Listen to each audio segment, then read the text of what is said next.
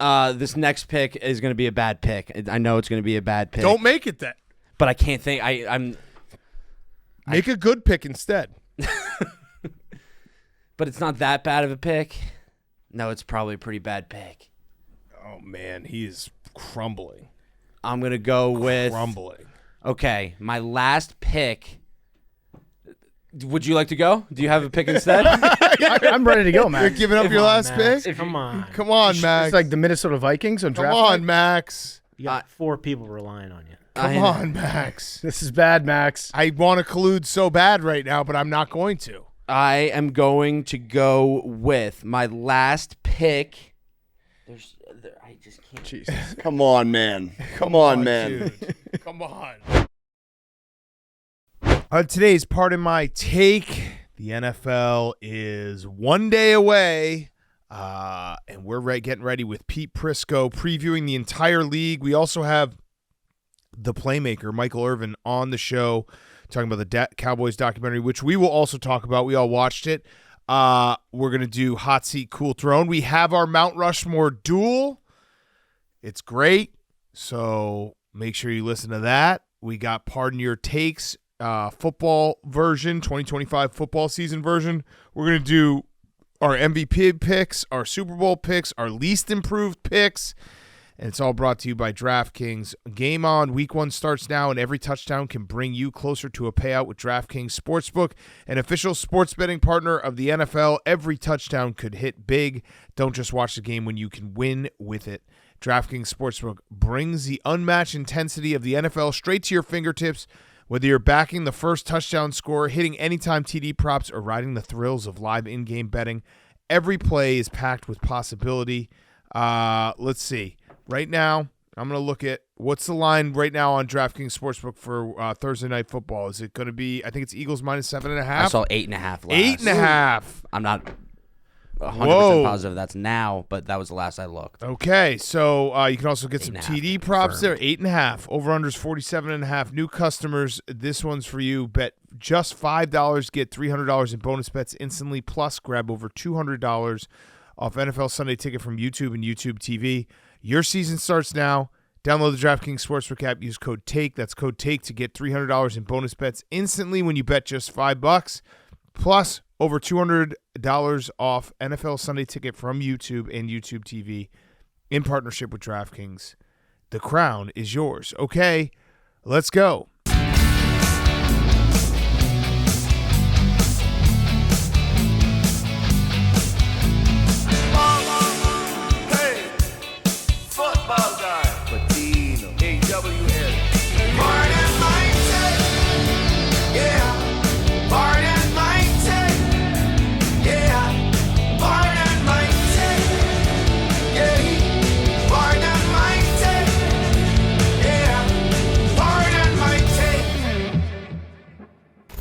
Welcome to Part of My Take, presented by DraftKings. Your season starts now. Download the DraftKings Sportsbook app. Use code TAKE. That's code TAKE to get $300 in bonus bets instantly when you bet $5.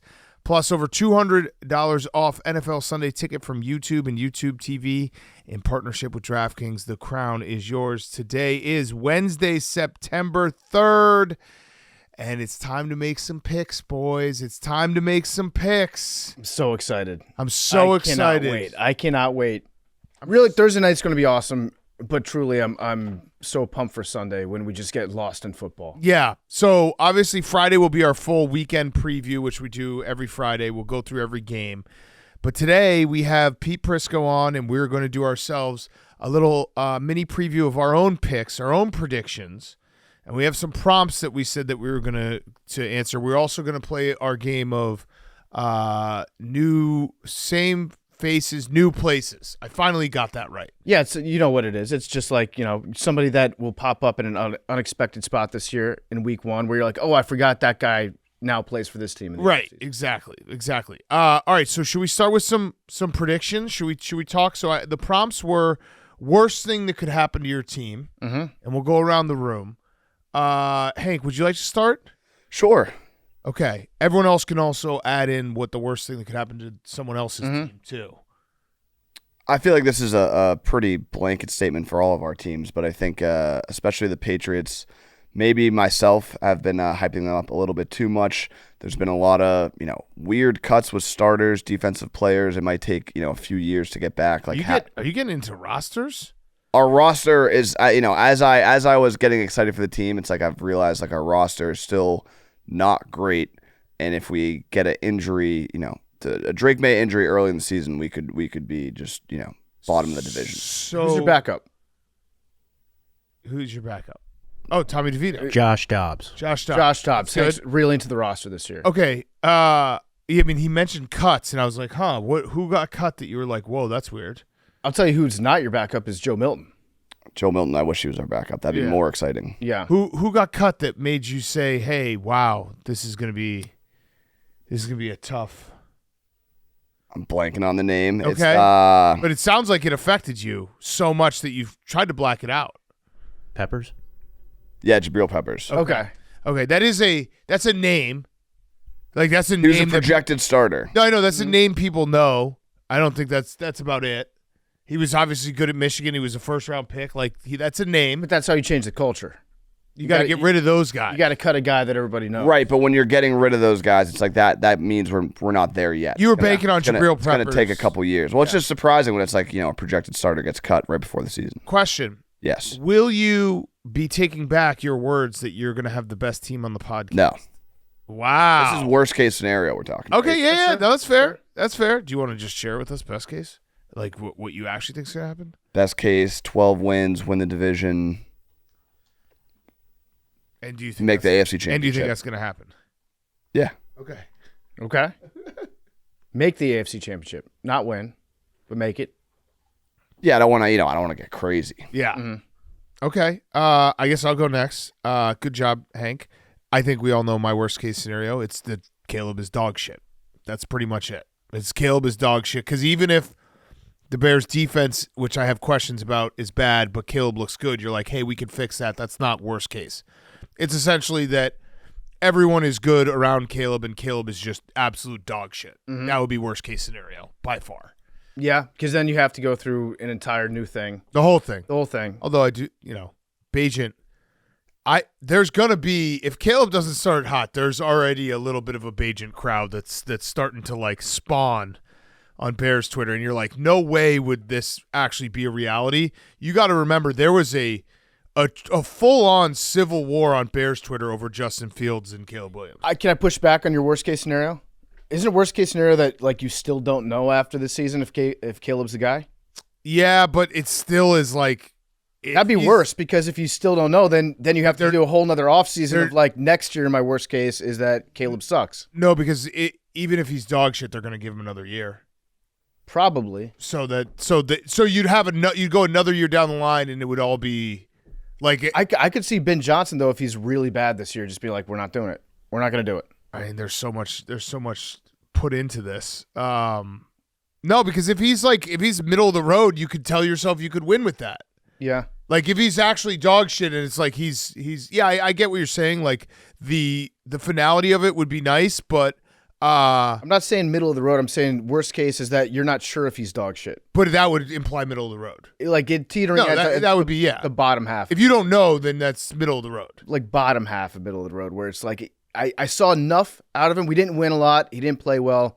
But I saw enough, especially at the end, where it looks like now he's making the throws. Then I'd be like, wait, maybe he could be good. Yeah. But that still is like, if he's dog shit, I actually think they would maybe. I guess there's levels to dog shit. Mm-hmm. But it would fuck everything up. Yeah. It was really bad, really really bad. Okay. PFT. I don't even want to say my worst case scenario. My worst case scenario, because it does. I think about this every Sunday. Is Jaden Daniels' knee exploded? I think about it way too much. Every time he gets hit, I think about it. I guess worst case scenario is that his mom releases him from no girls and he starts dating girls. Then he gets bad at football and his knee explodes. That would be a bad one. What if his knee doesn't explode and he's just bad? If he sophomore slump. If he just becomes bad. Well, I mean, that would be the meanest thing that the universe has ever pulled on me. If like Jaden Daniels goes out there this year and it looks like he got all his talent stolen and he just sucks. I don't think. And it was like a year of no one had enough film on Jaden last year, so they weren't able to stop him. And then after one off season, it's like the league found an answer. That would just destroy me, actually, if Jaden went out there and was just bad at football. Has that not crossed your mind? That, like, I don't think he's going to be bad at football, but is there a sophomore slump in your mind? You're like, there's no way. I do think, and I talked about it with Booger, but I think that there is a great possibility that the team plays better and we have a worse record. So that didn't answer my question. Sophomore slump, he might regress a little bit, like Okay. especially on fourth down. Like it's impossible to be that good Yeah. again 2 years in a row. But I think he'll probably be better at some other stuff. I think he's going to keep improving. But So sophomore slump hasn't really entered your mind. that hasn't entered my mind. But the idea of him just going out there and sucking, and almost like last year was a complete mirage. Well, that would be sophomore slump. That would be like just he sucks though. Yeah. Like that has entered my mind occasionally. But I just every single Sunday when I watch him get hit, I think about like, good God, it looks like his knee's about to explode, and it never does. And I'm scared of the day that it does happen. If we're in the trust tree, I'm deathly afraid of it Yeah. all the time. And then he'll probably smile, Max, as he's getting carted off the field, and he'll be happy. Yeah, we'll get to my worst case scenario. As Okay. well. I guess I should have thrown my worst case scenario as the Packers win the Super Bowl too. It's Yeah. time in conjunction. Because that definitely is on the table. All right, Zach, Bucks. Two quick worst case scenarios for the Buccaneers. One is this is on trend for everyone else, but if Baker Mayfield gets hurt, he's one of the co-captains of the team, has a great hold on the locker room. The guys play for him. That would be catastrophic. Teddy Bridgewater could step up, but I just want to see Baker have a great season. We got some real weapons at wide receivers this year. I feel like injuries are kind of a cop out in this exercise because everyone injuries are just part of the game. I'll redo mine. Okay. My other one is if Saquon Barkley avoids the Madden curse and is just on again this year, because then if Saquon is nice again, I think the Eagles might win the Super Bowl, and Okay. I'm You don't trying to want go to that. the Super Bowl, so Saquon's on, and then it's the issue. That's actually smart because they would if the Eagles go to the Super Bowl, the Bucks will not be going to the Super Bowl. Yes, Yeah. and I'm terrified of Saquon again, so I need the Madden curse Madden to stick. curse, yeah. I can redo mine. No, yours was good because yours was talking about like the roster and that you're a couple years away. And losing to the Jets twice would be worst case. Oh, okay, yeah. That's a good add-on. I think rock. everyone's worst case scenario is the Jets win the Super Bowl, and then memes is just I actually would I like bet on that. Jets over Yeah. wins. Okay. Wait, you want to redo yours? Because you know what I mean? Like, everyone could say an injury is a bad scenario. If you lose your best player, you're going to be screwed. yeah. So, My worst case scenario then is that it might be the Commanders win the Super Bowl, and then I'm just a dick all the time. okay. And I'm just like, fuck you guys, and I completely change, and I become a dickhead, and I'm walking around like no one can talk to me, and then no one can say anything to me ever again because I won one Super Bowl. Yeah. That's probably my worst case scenario. Okay. That's. I hope that doesn't happen. Yeah, I don't think it will. I don't think it will. All right, Max. I kind of want PFT to take the headphones off for my worst case scenario. Oh, okay. PFT, will you take the headphones off, please, for Sure. your worst case Yeah, scenario? you'll probably end up yelling, so I'll be able to hear it anyway. Yeah. That's true. Okay. Without PFT listening to this, my worst case scenario is that Jaden Daniels becomes Patrick Mahomes, and I have to deal with Patrick Mahomes In your for division. the next 15 years in my division. Yeah. If he just like takes the next step, and is just like unbeatable and is so good, and he's just there forever.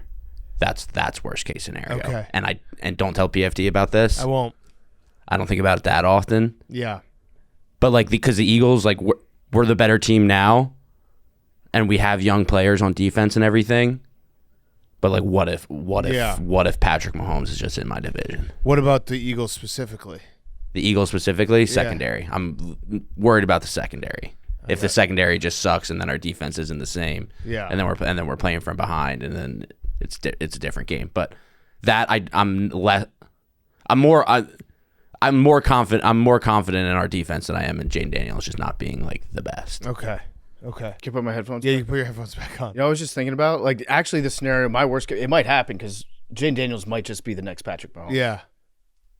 But a different division. Different division in the NFC East. Yeah, and yeah. then we might, Patrick Mahomes of the NFC East. and then I'd have to become the Nick Wright of Jaden Daniels is. Yeah. And I'd have to just talk to Max. Jaden all Daniels the beat time. no quarterbacks last year though. Joe Burrow's a pretty good quarterback. Jared Goff's a pretty good quarterback. What? Baker Mayfield's a pretty good quarterback. Does Jaden Daniels play against quarterbacks? Like, does Also a good question. Kinda. Jared Goff plays defense? Jaden No. does play against secondaries, and Yeah. the Eagles, Max, I think you were saying last week that you're very confident in the Eagles secondary. What? Yeah, you did say that last week. When did I said that last week? Yeah. I just said that was the one thing I'm not confident. Oh, I in. didn't hear Well, that he because wasn't I didn't have my listening, headphones. so he wouldn't know that. Oh. I said I'm not confident in the Eagles. Oh, you're not? Are you Because that's who plays against Jaden Daniels. Yeah. At least you're not worried about PFT Jaden. isn't. I think what they call that in show business is PFT is intentionally playing dumb to you, Max, because he actually did hear everything you said. So now he's saying that the opposite of what you said in terms of the secondary. Maybe Kenny Pickett. It was almost a tie in the first half of the NFC Championship game at one point. All right, memes. Jets win 5 to 6 games, miss the playoffs, get outside the top 10, and miss out on a really good quarterback. So you just described exactly what's going to happen. Can I bet on that? Wait, memes. That was not even. That's worst case scenario. That's not even close to a leap. Yeah, no, that's a worst case scenario. I think you just described the Jets season. That both can be true. The Jets season and the worst case scenario can be true. The Jets winning too many games might be the worst thing that can happen to you. So No, too many games is. I think we're in the playoffs. Would you rather them win 9 games or 3? But 3. if I Wait, had to bet, Does 9 get you in the playoffs? No. Oh, 3. if I had to bet, that is a lie, by the way. Yeah, I know. That is a lie No, that you. Memes is like all of us. It's like week to week, he's going to want to win. On Sundays, you can't stop Memes from coming out of that locker room and competing his balls off. But in the macro, if Memes was a GM, he'd say, yeah, ideally the best case scenario would be we win 3 games this year, we get a great draft pick. but like all these scenarios are like there's a chance, but maybe it's not, a full on. What you described, I feel like it's a 90% chance of what's going to happen. That the Jets win about 6 games. Week 1. We'll find out week 1. That's the beauty of football, Memes. I actually like you guys on Sunday. I'm going to bet on the Jets. They have to win Sunday. Yeah. It's a must win. Yeah. Okay, let's not have any of these scenarios happen. Agreed. It really suck.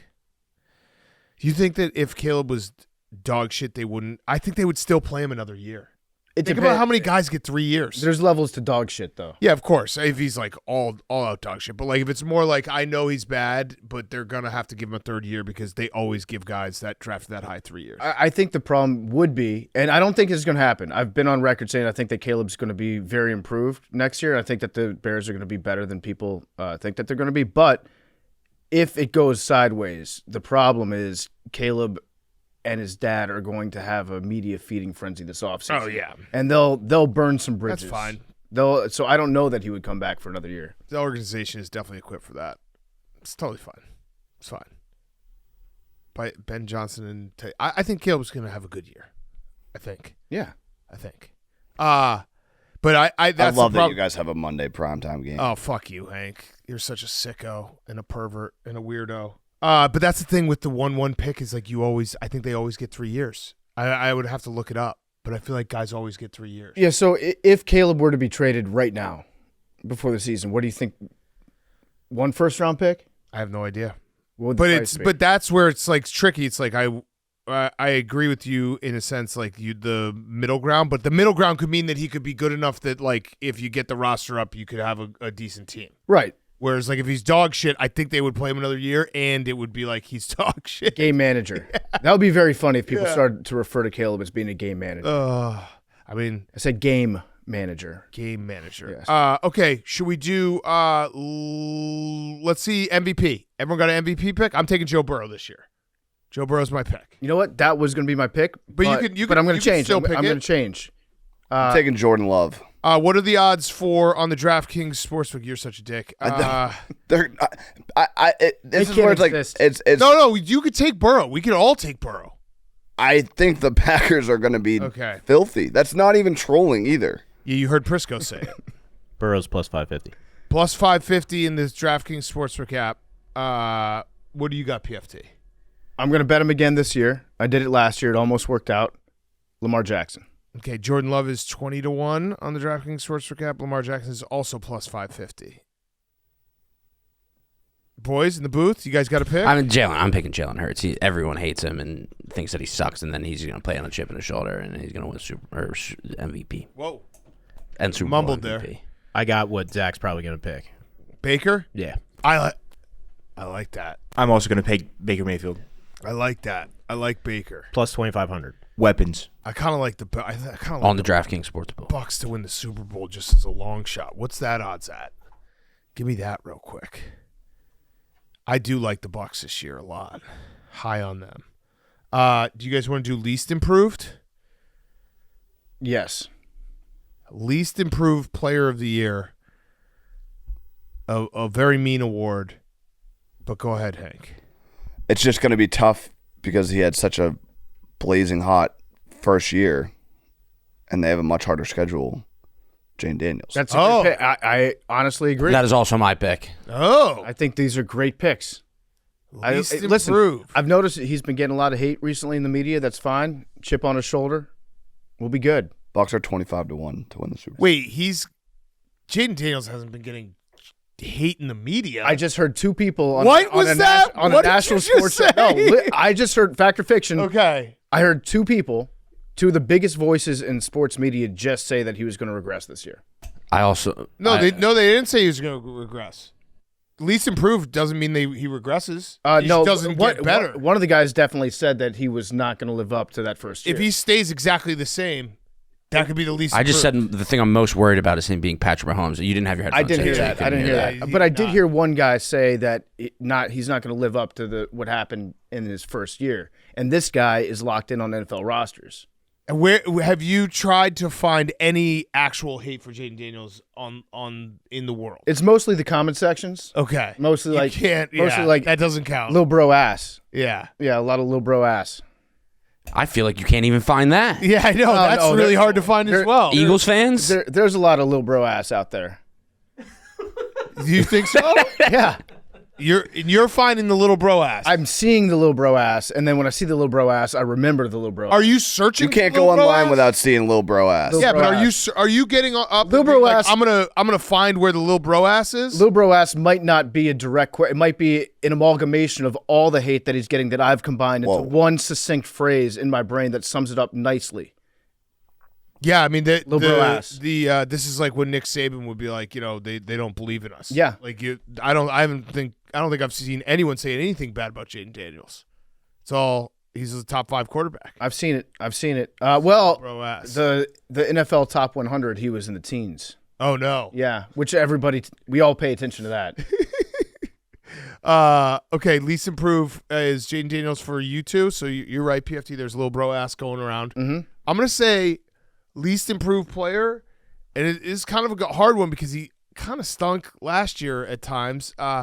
I think Kyler Murray's just not gonna get. I think he's already been what he's been. He's not going to get it. Is just what we see from Kyler Murray. It was the first couple years were great. Everything else, I think it's just gonna stay exactly the same. There's gonna be a couple games where we're like, holy shit, he's awesome, and then he's just not. Okay. Mine is going to be a similar quarterback and a guy that we kind of believe in a little bit, that it was cool to see his bounce back last year at the end. I think it might be Bryce Young. Because he was perfect at the end. So it's going to be hard to replicate what happened at the end of 2024. Okay, we'll have to check these against the numbers. Lil bro might be ass. Might be ass, and he is the little. He's the littlest bro. Yeah, Zach. My least improved player for this upcoming season is going to be Aaron Rodgers. He didn't play most of the season last year due to injury. I think he's going to Played every game. regret. He played every game. My bad. I might be okay. mixed up. I might be in a little bit of a blender. I think he's going to regret playing this year. I think he's old. I think he needs to go enjoy the fruits of his labor. I apologize for the year pivot. That's on me. Your No, that's pivots fair. happen. He was a top 5 quarterback at one point. I think he's just going to be like, I should just go to Boca, go to the beach, enjoy my life. Yeah. Statistically, game he over. was top 5 quarterback in like passing yards and touchdowns. It was because the Jets hadn't taken a bye yet, and he played a Thursday night game before anyone else played that week, so he had like 2 extra games than everyone else. I'm out on Aaron Rodgers. I was wrong. That was a perfect storm of statistical data that your brain couldn't handle.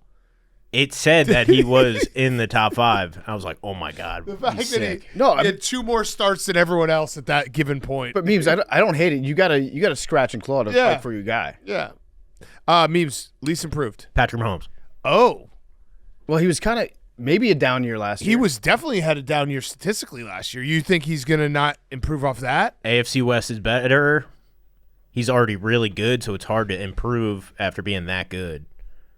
But he was bad last year at times. Like, statistically, Patrick Mahomes had a bad year for him. Yeah, I just think he's on the downhill. Oh. How old is Mahomes now? 28, 29? Yeah, he's getting old, getting real old. He's getting super old. What about Najee Harris? Least improved. Yeah. That was my other out. Did you see that he's been cleared? No. Oh, Patrick Mahomes is about to be 30. Really? Yeah, he's going to be 30 in 2 weeks. Najee Harris is a good one. Yeah. He's cleared for full contact. I was also thinking maybe Sam Darnold. Sam Darnold, yeah, but He was pretty good last year. he was pretty good until the last few games of the season. Yeah, but like I'm taking the totality of last year versus the totality of this year. Yeah. It could be least improved. I think that's probably a good point. Yeah. We saw maybe the peak of Sam Darnold last year. Yeah, least improved. Okay. Do you guys want to do your Super Bowl picks? And then we'll do the new Oh, I have such a good guy for comeback. Oh, do it. Let's do comeback player of the year. Yes, sorry. That's my bad. Go. Give it to us. Ready? Yes. Carson Wentz. You shut the fuck up. I actually Goes to the don't hate Vikings. that. That's Goes to the Vikings. JJ McCarthy isn't it, and they're like, all right, actually, we need one more year behind him. I don't hate that. Carson Wentz comes in, is the Vikings quarterback guy, gets them to the playoffs after they go down lose their first 3 games. I Carson don't hate Wentz. that. I hate it. I don't hate Max, that. would you be so mad? No, I would be so happy. I mean, The Eagles are good. I don't have any ill will towards Carson Wentz. We won that breakup, so it's like I want him to have some success. that trade that you guys got from the Colts, maybe Awesome trade. one of the all-time great fleecings. It's a great trade. Yeah. Great trade. All time. He's going to love that stadium. That's the stadium that kills all those birds because they fly into the walls. That's right. Yeah. That's right. All right, my I'm comeback player of the year. I'm going with Dak Prescott. I think is going to win this award. Okay. I think he's going to win this award because I think the Cowboys are not going to be great, but I think Dak is going to put up his numbers, and we're going to play with that whole are the Cowboys? Is Dak Prescott one of the top 5 quarterbacks? That whole discourse is going to happen at some point this year, but they're still going to stink. Mm-hmm. You just kept saying numbers, and me just kept saying 3 back here.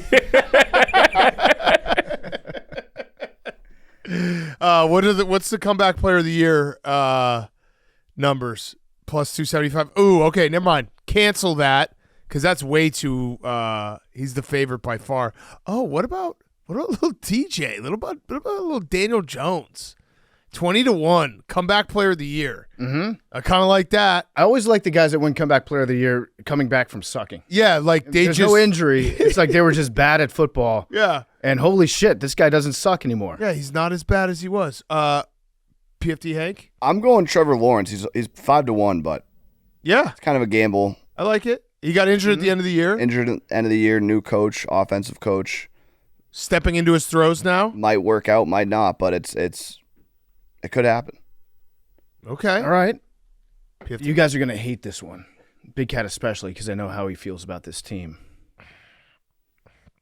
Tua. Oh. Tua comeback player of the year. I mean, I like Tua, so I don't hate this one. I thought you were going to say Joe Milton. Joe Milton, that's not a comeback player of the year. Everyone knows that Joe Milton's always been great. Yeah. You can't come back from greatness. But I don't hate the Tua pick. But if everything goes right in Miami, he still has Tyreek Hill if everything goes right. He still has a great offensive mind in Mike McDaniels if everything goes right. Mm-hmm. It's the everything goes right. If it's a perfect storm for Tua, then yes, he will win that award. Are you a little worried you might be a year early on that? What do you mean? He needs to suck again? No, get hurt again. You're year early on him playing a full season. No, I think Tua's got it this year. He's got it? He's got it this year. They're going to limit the hits that he takes. He's been practicing karate? He's been practicing falling down. Yep. They've probably got the slip and slide out there. They probably got the pad that he's practicing getting tackled onto. No, I don't hate that pick because when Tua plays, he's decent. It's just he's got to play. And all he has to do is just find Tyreek downfield. Yeah. Fuck it, Tyreek down there somewhere. Well, and also Tyreek has to stay downfield. That's true. He's got to stay on the team. He's got to stay on the team. He's got to stay off the internet. Videos he just needs to put up a filter online being like, any video of Tyreek Hill that comes out is blocked. Yeah. All right. Super Bowl picks. Or sorry, you have comeback player of the year, Memes and Max or Zach? Max Crosby plus 2,500. Okay. Nick Chubb, new team, fresh start, physical running back, fun to watch. Love that. What are Tua's odds? Is he up there? Tua's got to be up there. 25 to 1 on the 25 DraftKings to 1. Sportsbook. Okay. That's good. All right.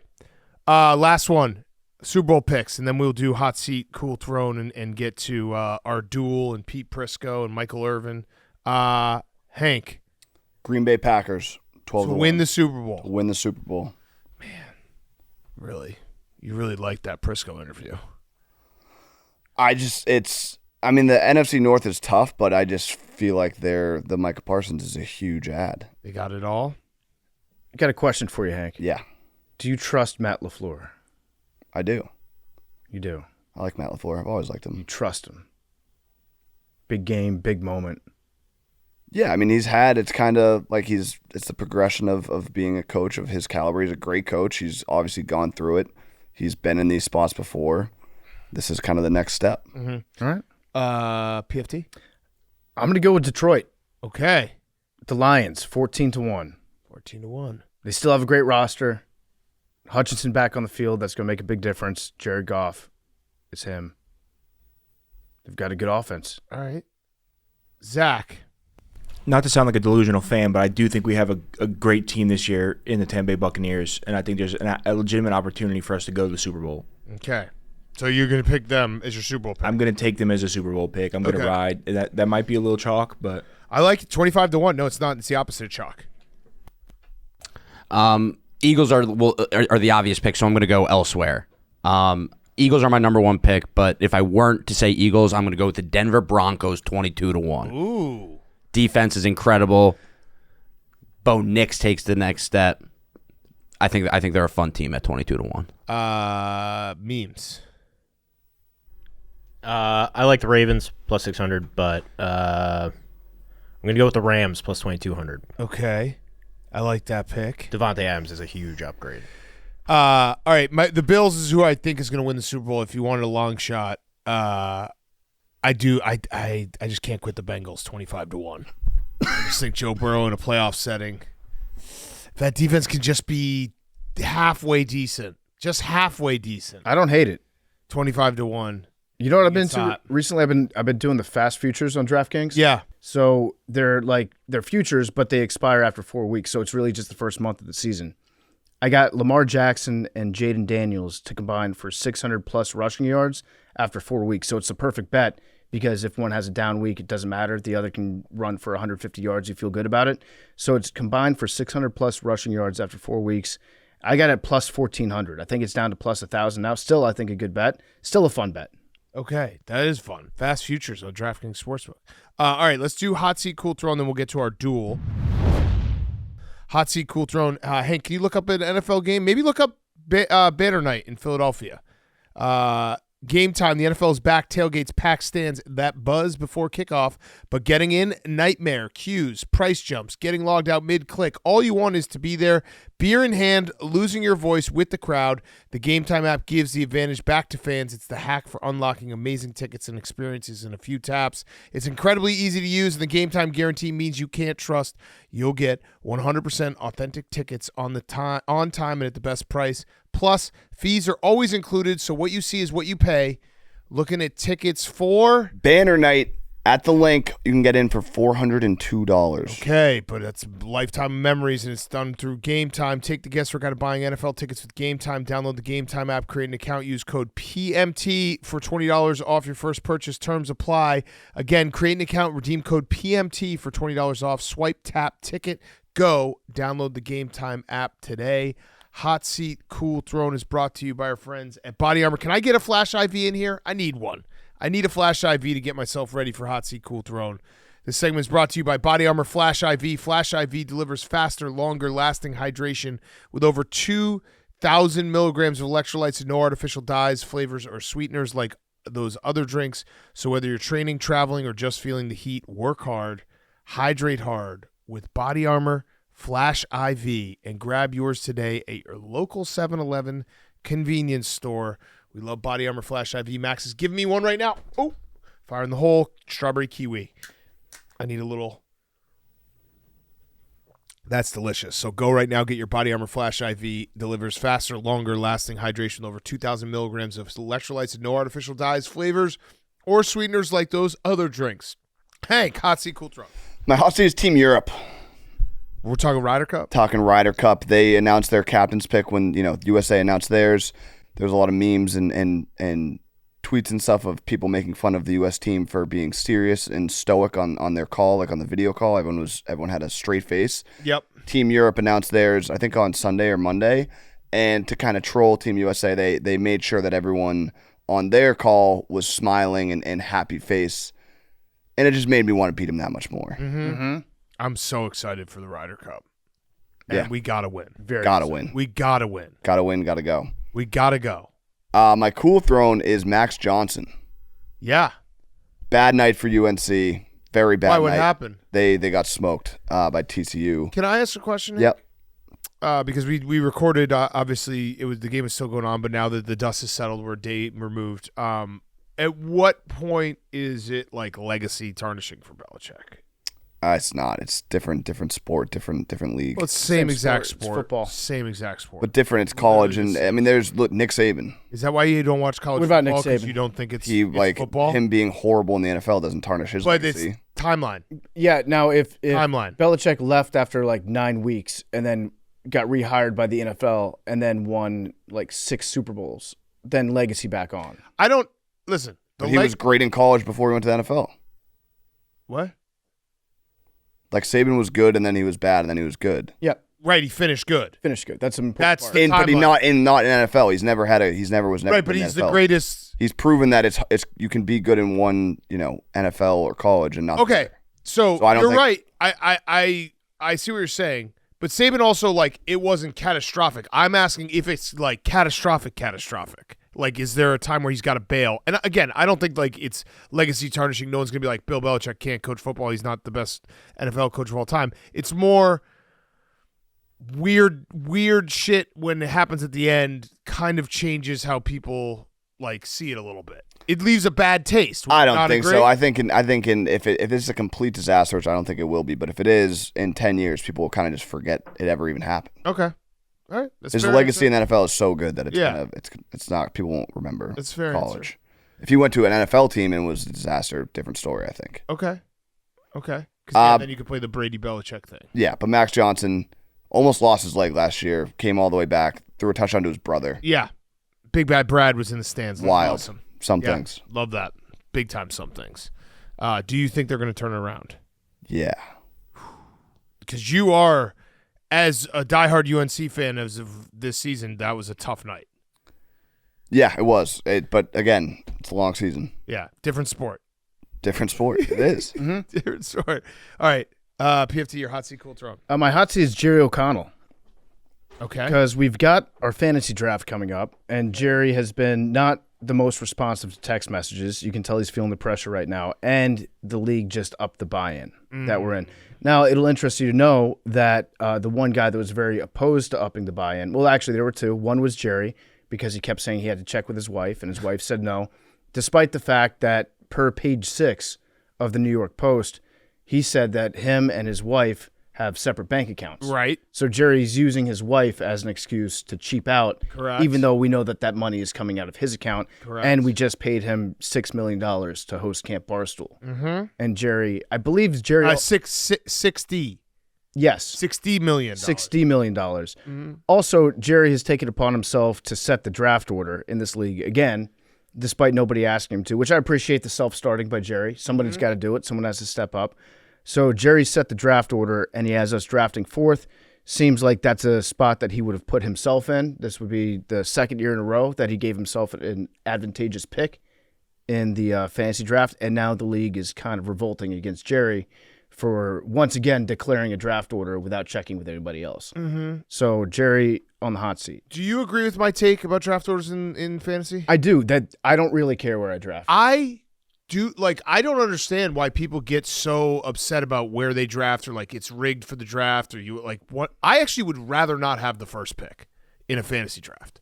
I think that sucks because you're like this guy has to be good and he can't get injured because I'm not going to pick it again for like 20 picks. I'm actually okay with 4 is a great spot. Yeah, 4 is a perfect spot. 4 is a great spot. I actually love having like 7 or 8 and watching like the first 6 picks go and then knowing you can wrap around. People get like, they're like, I see a lot of it because I pick, people will ask me, can you do the draft for me? And I pick the draft and it's like, oh, it's rigged. It's like, dude, what does it matter? It's a snake draft. Like, who cares? Yeah, that's the whole point of a snake draft is that it makes it advantageous even to go at the end of the draft. That's the one spot I don't like going last. Oh, I like going last. Just because you feel like I'm not going to get anyone good. And then it comes to you and you're like, oh, I can get 2 good players. Yeah, I like going last. I don't like being square in the middle. I like, when my pick is up, be like, I got 2 guys. But see, that's why I feel like you can argue this a million different ways and it's all the same because like being in the middle to me, whenever I get in the middle when I'm like 5 or 6, I'm like, guess what? There won't be any runs without me getting a pick in. You know what I mean? Like there won't be the crazy, everyone just took all the quarterbacks and I'm sitting there and I don't have a pick for like 15 picks. So it's overrated. All right, go ahead. Your cool throw. My cool throwing is actually the Carolina Tar Heels because Belichick said after the game that we're better than what we were tonight. Oh, that's good. So they're not that bad per Belichick. He sees it in practice. I don't know. Do they practice? That implies that they practice. I don't know what they're doing. Because every single thing that could go wrong did go wrong for them. Like they couldn't hand the ball off. They couldn't pitch the ball. They couldn't tackle. They couldn't catch. It was bad. They most of the night couldn't throw. They had one great drive, that first drive. Also, if you look back on some of the tweets, especially from like Skip Bayless, after that first drive, it was like, look what Bill's back big time. The hell that Bill is about to unleash on college football is incredible. I think he said, wow, Belichick has a national championship offense. Heels just shredded the Frogs defense. It's But yeah, I think I'm gonna trust Bill. He's forgotten more about football than anyone has ever known, which might be the case. I don't know. He's getting older. Mm-hmm. But yeah, he said, listen, you saw a team that was unrecognizable to me tonight. We're not that bad. We're way better than what we showed up. Okay. Or maybe they're unrecognizable. They could be worse. They might be worse. They could be worse than that. Yep. All right. My hot seat is us because we keep forgetting to do it, but let's do it, Zach. You have like 10 to 15 names, some new, same faces, new places. Give it to us. Give us the names, and then do we want to try to guess what we can guess them. Yeah, one name at a time? Yeah, go ahead. Okay, I've got Sincere McCormick. Oh, I don't know. Ooh, that was a tough start. Very, very tough. Really tough start. Really, I thought you were going to do like guys who are maybe a little. We can pivot. Okay, for sure. No. Go ahead. Tell us where I got he you. is. Daniel Jones. Wait, where's Sincere at? Oh, God. I haven't been very tuned into where Sincere McCormick's been going. But Daniel Jones, good follow up. Colts. Where is Sincere McCormick? He's now with the San Francisco 49ers. Okay. All right. Okay. Formerly the solved. Las Vegas Raiders. Okay, that was huge. All right, so Daniel Jones Colts, we're 1 for 2. Kenny Pickett? Kenny Pickett is not in Cleveland. No, he got traded. Went to the Raiders? Yes, the Raiders. Back up for the Raiders. All right. That is correct. Okay. Tim Jones. Tim Jones. Can you use it in a sentence? Yeah. Use Tim Jones in a sentence. Tim Jones plays football for the... Hey, Tim Jones is one of those guys that plays football. Tim Jones has fled from one team. He has now found a new home at... And it's very cold. Vikings. That is correct. Oh, Bang. all right. Well, that was them. just the coldest team I could think of. Okay. DK Metcalf. He's on the Steelers. Yeah. Stephon Diggs. He's on the Patriots. Jermichael Hasty. Don't know. Very warm. Close Miami. to equator. Yes, sir. All Nice. right. I got one for you that I forgot a little bit because of maybe our lack of Hard Knocks, but or just kind of blocked out. But Joey Bosa being on the Bills. Yeah. It's always that's going to take me a second where he's going to get a sack like week 2, and I'm like, oh yeah, nice. What other ones? Braxton Berrios. Texans. That is correct. Yeah, I follow his girlfriend online. Audric Estime. Don't know. I was high on him. Eagles Oh, Okay. after camp. okay. Zach, do this one. Puna Ford. Oh, Puna Ford. he's on the Rams. Rams. Yeah. Didn't even have to leave the building. Yeah, he just went across the hallway. Puna Ford. Quick trip. How did the Chargers let him out the door? Max, do you see any Insane. others on the list that he should do? I just really want him to do Puna Ford. Yeah. That was. Yeah. I can't see the list. It's Gary Brightwell. Don't know.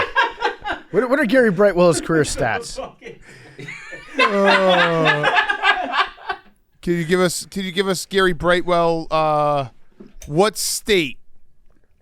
state of origin. You want the state? The state of moving from. The state of moving from would be Ohio. Okay. The state he moved to. He just said what state is Cincinnati? That would also be Ohio. So he moved from Ohio to Ohio. Okay, so all right, great. well, I know that he was on the Bengals last year. No, he was on the Browns. He just whispered what state is Cincinnati, and when I asked from. I thought this booth was a safe space. It's not a safe space. You said it out loud. You could You hear said it out loud. I watched you say it. I thought he was on the Bengals last year. No, I'm pretty sure he was on the Browns last year. Now he's on the Bengals, right? I think we're going Ohio to Ohio. Yes. It's an Ohio to Ohio transfer. He was signed by the Bengals in early November last year. So he's still on the Bengals. So he hasn't. Oh changed no, at he all. got released. Yeah. So he's not on the Bengals anymore. Oh, so none of this is right. Per Wikipedia, Gary Brightwell has been released. Sir, a second Ohio team has released Gary Brightwell. Well, I'm happy we got the Gary Brightwell updates because that was important. I mean, he's too good of a player to just sit out there. Yeah, he's always on the practice squad. Okay, good. That's huge. He's on the Bengals practice squad. All right, you got last one? Brian Robinson Jr. He's on the 49ers. Yeah. That is correct. Yes, sir. Yeah. He's All going to right. be like Forrest Gump meeting LBJ when he sees Ricky Pearsall. Good job. You want to see my scar? Good job with where I do. Was there any others? I don't think there's any other. I guess I'll throw a couple out there. I forgot Mac Jones was on the 49ers. Yeah. It's usually like backups where I'm like, oh shit, that guy's there. Cooper Rush is on the Ravens now. That's right. Yeah. Who else? You ready for this one? This one actually is a very good one that we all need to remember. Gardner Minshew is a Chief. Because that will fuck us up. That will. That will definitely fuck us up when that happens. Cooper Kupp is a Seahawk. Yes. Yeah. And Devontae Adams is a Ram. Yep. Yep. Javonte Williams, Cowboy. Cowboy. Yep. Yeah. That's one. Rico Dowdle, Panther. Yeah, Yeah. J.K. Dobbins. J.K. Dobbins is a Bronco. Yep. Yeah, see, I'm good on these ones. It's the Gary Brightwells that really mess me up. I mean, that's on us for not knowing Gary Brightwell. Shout out Gary Brightwell. Seems like a good dude. Gary Brightwell, he was on the Bengals last year. He got cut, and now he's on the practice squad for the Bengals. But we got it. We got it. that right. He's going to be an impact call-up. We got that. They're going to bring him up after like 3 weeks. Yeah, we got that one right big time. And DeAndre Hopkins, Ravens. Remember that. Okay, let's do. My cool throne. My cool throne. I don't have a cool throne. Where's Odell Beckham? Odell Beckham's on the street, I believe. He's just chilling? Yeah, Somebody I think needs he's just chilling. Somebody needs to sign Odell Beckham. Someone definitely needs to sign him. And Jadeveon Clowney. Yeah. Didn't you say you're going to do Trump? Oh yeah, Trump, because I think he's alive. Choose your own adventure. Choose your own adventure. Still- Is Donald Trump dead or alive? Still alive person of the year is Donald Trump. We're going to do it. It's a very special award that we hardly ever – a mid-season Takeys award. I don't understand what's going on because it's like, one, like what actually is going on. I would like to know what actually is happening. Mm-hmm. Two, from the people who brought you Joe Biden is totally fine are now like, we haven't seen Trump in like 24 hours, so he must be dead. We've all lost our brains. Well, it's also like a week without him doing a press conference. Okay. And he loves doing press Okay, conferences. so that's what it is, because I couldn't he figure loves- it out. They're also posting pictures as if they're in real time, but like coders are going back and figuring out that they're So is he old dead? pictures. Well, so they posted a picture of him golfing with Gruden on Sunday. I saw that. But we know that he golfed with Gruden a week ago. So is he alive? He's alive. Actually, worst case scenario for all of us, Trump dies, and then the start of the NFL season gets pushed back. Oh, I don't think they would. Didn't they do that with JFK? They might have. Football's a different time now. But that was in the middle of the season too. I don't think That's true. They wouldn't take away week 1. That was November. Yeah. Jim Irsay was like, top is down. Yeah. Okay, so we don't know. All right. Fun online, I guess. I don't fucking know. I just was laughing because it literally is the people who are like, Joe Biden is totally fine, and then Trump, who could be dead, I have no idea, doesn't play golf for a couple days. They're like, dude's dead.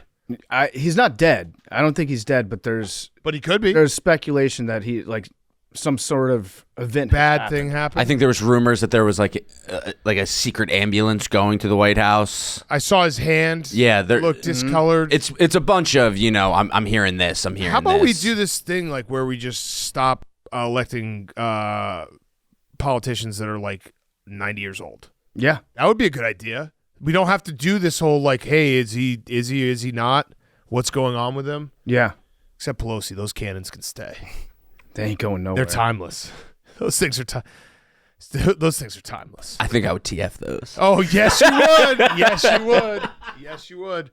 All right, Zach, finish us off. Hot seat, cool throne. My hot seat this week is going to be Ronnie 2K and Mike Wang. Ronnie 2K being the face of NBA 2K. With the way he says these things, I thought for a second you said you were running a 2K, like a race. Oh, like a distance race. Yeah, you said it so fast. I was like, what's going on? All right, Ronnie 2K and Mike Wang. I got to slow it down. I'm going to start working on enunciation. We're going to slow down the cadence here. That's on me. Okay. I've been working on it. It's not working out well All so right, far. go. Oh, I got you. Ronnie 2K is face of NBA 2K. Mike Wang, developer for 2K Sports. NBA 2K is out for if you pre-ordered. Game hasn't even come out for regular orders until September 5th. Great game, good shooting. Defense could be buffed a little bit, but there's already. You guys familiar with the Cronus Zim? Yep. Yeah. Cronus Zim scripts are already out for 2K 26. So when you shoot a shot, you hit a green, like a good, perfect release. So the Cronus Zim's a piece of hardware you plug into your controller, and they already got scripts to just rage hack on the game. So it's like Game Genie. Possibly. You're not familiar with Game Genie? I'm not familiar with Game Genie. Game Genie was the best. Oh, the best. You would just plug your Nintendo game into the Game Genie, and then you put the Game Genie into the console, and then you would just hack the entire game. Yeah, you could go to the last level with Game Genie. We're Game Genie, but it's online play, and it's just people just rage hacking. Hank, you follow that? I know. Hank said yes so quickly I right know there. the Cronus. That's a Call of Duty thing. Already got the 2K Shoot scripts. straight. Yeah. All right, your cool throne? My cool People throne used to is say I had the Cronus because I was so good. that's a great compliment, Hank. Were they saying Crohn's? Okay, cool throne. My cool throne is Kai Cenat. He launched Mafiathon 3, and that's always a fun time of year because he's on for 24 hours a day, 30 days in a row. Is he buying bots? There's bot allegations. There's some charts that suggest maybe botting, some that say no, but his concurrents are still up in like the hundreds of thousands post bot allegations. So yeah, he's massive anyway, but it's always so funny because like I feel like if you buy bots for these live streams, you're just waiting for the day where they get rid of the bots and you're just fucked. Does anybody ever get away with it for life? Bots? Yeah. I think there's definitely tons of guys still botting currently that aren't getting called out. No, I think the bots they always find the bots. It feels like, just anecdotally speaking. Also, a lot of times, like third part, like just fans will bot accounts. So like you're not even the one botting yourself, but you still get bot allegations because anyone could just go throw 23,000 concurrent at your. They're false botting people. Yeah. Got it. Okay.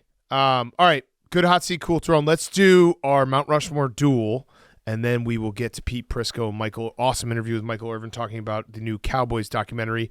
Before we get to the Mount Rushmore duel, Chevy football season is here, and whether you're grinding through the week or gearing up for kickoff, there's one ride that's always game ready, Chevy Silverado. The Chevy Silverado is a longtime partner, pardon my take, and our favorite truck, and it's all about grit.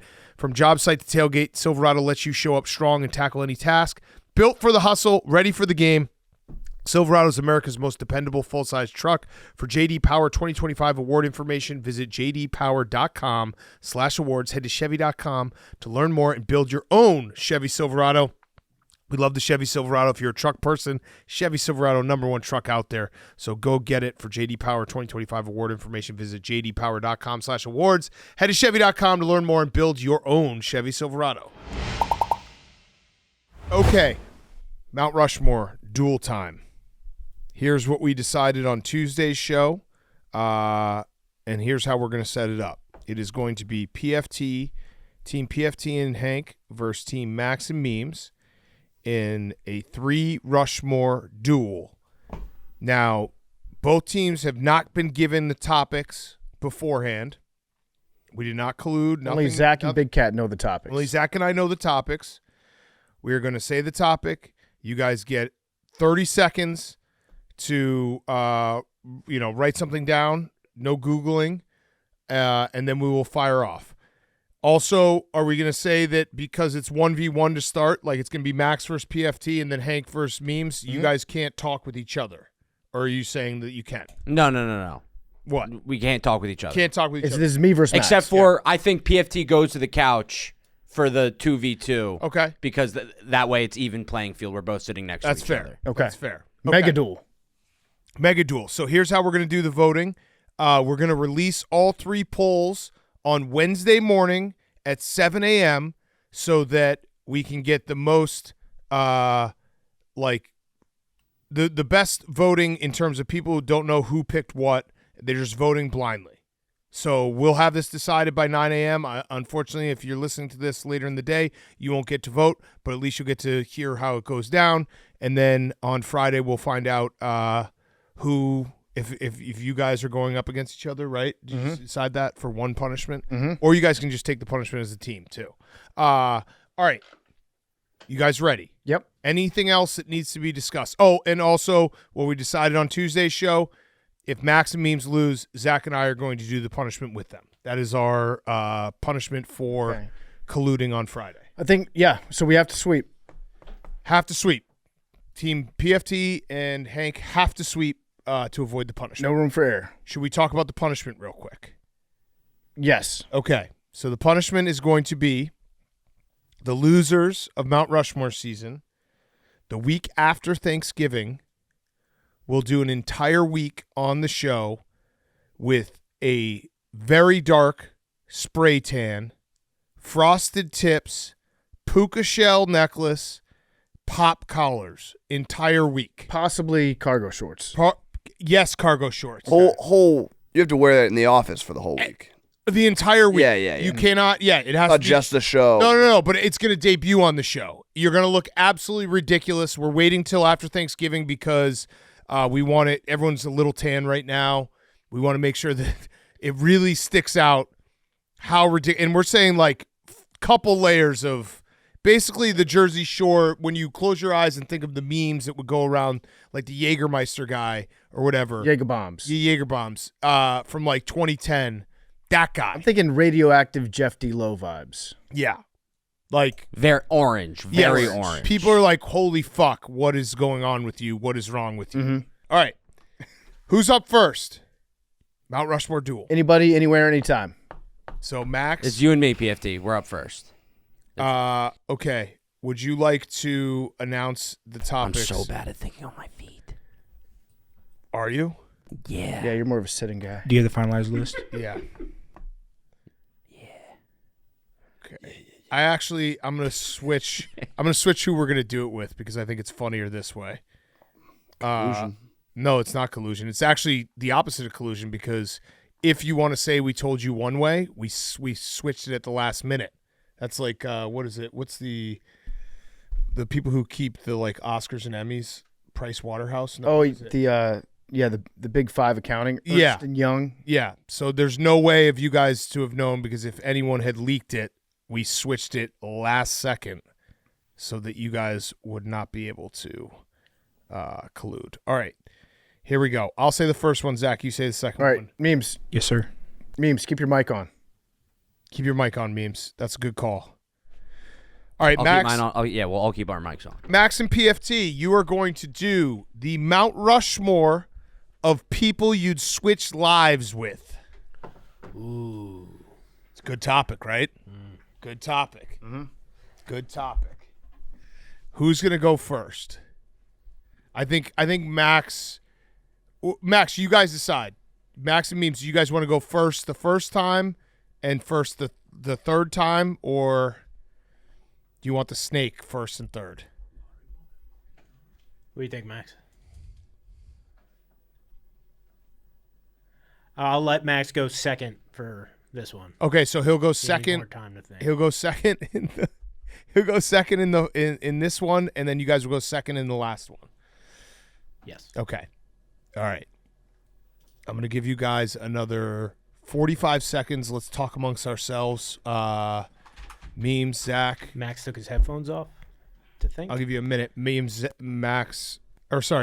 Hank, Zach. What do you guys want to talk about? You can feel the intense thought in this booth right now. Max has his hands over his ears like a baby. He looks like a 4-year-old with a fire truck going by. For those at home, he doesn't have much written down. He's a little late on this. PFT is going to go first. I have the timer set. You have 30 seconds. You have 30 seconds. Feeling like you should be able. You should hear that. You have 30 seconds. Definitely going to be. It's going to be like a chef, like a Food Network chef. Mm-hmm. Someone on the Philadelphia Eagles. Yep.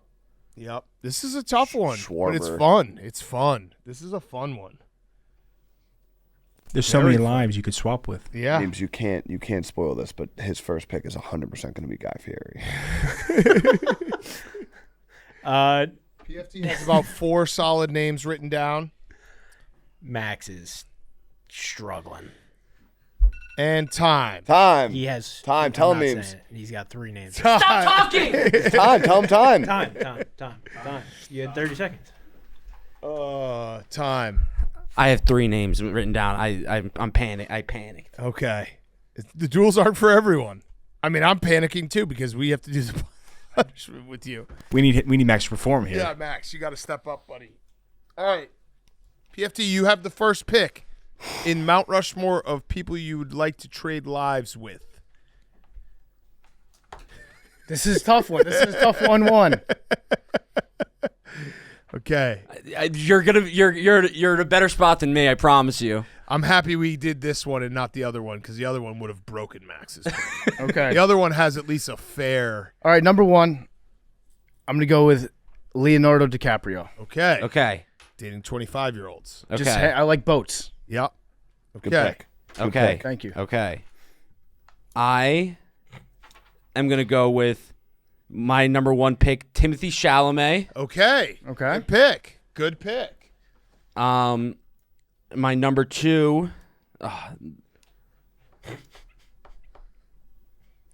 Number 2 Yeah.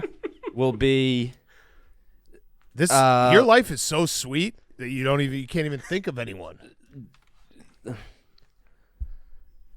Cristiano Ronaldo. Oh, okay. I didn't even have that one on my board. Didn't have that on my board. Okay. I last second. I don't know. That was a bad. Whatever. That was a panic pick. All right. Panicked. Yep. Okay. PFT. Why did I say that? Oh, I'm going to go with Josh Allen. I had that. Oh, good pick. Should have taken him. Why'd you say Cristiano Ronaldo? I don't know. He was. Now I'm really. So you could fucked. like look at yourself in the mirror and be like, "Damn, I don't know. I'm He's like the beautiful." most like famous guy ever. Girls are obsessed with him. He's like, All right. Next pick, Saudi money. Yeah. Dave Portnoy. Oh, interesting. Josh Allen's sick. A lot of cash. Just gamble all the time. Interesting. Make your own hours. Interesting. You've got great dogs, He's got a lot of work coming up this football season. but that you don't really have to do He does. if you don't feel like it. Well, then I have to do it. That yeah, exactly. Fuck. You got this, man. Okay, Max. Okay. I'm gonna go back to my original name that I had.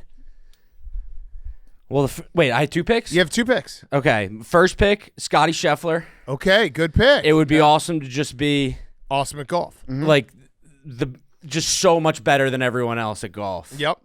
Wouldn't have that same head of hair. Yep. This next pick is going to be a bad pick. I know it's going to be a bad pick. Don't make it that. But I can't think. I'm. Make a good pick instead. But it's not that bad of a pick. No, it's probably a pretty bad pick. Oh man, he is crumbling. I'm going to go with. Crumbling. Okay, my last pick Would you like to go? Do you have a pick instead? I'm ready to go, Max. You're giving up your last pick? Come on. Come on, Max. It's like the Minnesota Vikings on draft Come on, night. Max. You got 4 people relying on you. Come on, Max. This is bad, Max. I want to collude so bad right now, but I'm not going to. I am going to go with my last pick. I just can't. Jesus. Come on, man. Come on, man. Dude. Come on.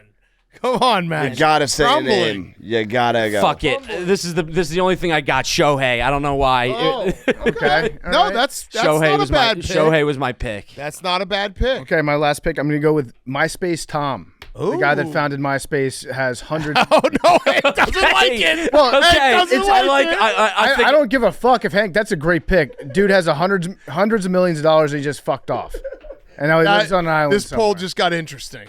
Yeah. You both kind of blew. No, no. You guys are wrong. MySpace Tom is a great pick. Also, by the way, that whole time I was trying to buy time, I was trying to think of a single musician. Couldn't think of one. Yeah. Couldn't think of a single musician. All right, let's save honorable mentions. I'm gonna give Zach. Let's give these guys their next Mount Rushmore topic because they're gonna need a little time. This is what you guys would have been given, but we decided to flip it at the last second because we thought the minds of Hank and memes will be very funny doing this one. Oh boy. Yeah. Zach, would you like to debut it, and then we'll discuss Okay. the honorable mentions. Memes and Hank, you'll be competing in the Mount Rushmore of inventions. There's no way. We thought that would have been a little tilted in PFT's favor. Mount Rushmore of what? Inventions. Oh wow, You versus Max would have been not fair, but this is very fair. I crushed Max in that one. Yeah. All right. So You couldn't even think of a thing. honorable You mentions. couldn't name one human. Let's I know, talk that was about tough. let's talk Well, I about had honorable Shohei mentions. written down, and then yeah. I thought about Shohei. I said no. That's a bad pick. No one thought maybe Bezos. I thought about Bezos, but everyone hates Bezos. My- I MySpace know, Tom but is a that's better so pick. much money. But everyone hates him. What about Steph Curry? Steph Would be Curry's a so good one. sick. That's a Steph good Curry one. would be Fuck. so sick. Steph Curry's a to good one. him. The only basketball player I could think of was LeBron. Yeah, Steph Curry, universally and loved. then I went Wemby, and I was like, that would suck being that tall. Yeah, it This is would. all what was going through my head. Steph Curry, normal size guy. Yeah. Yeah, Steph Curry would be awesome. Who else? Who else would we?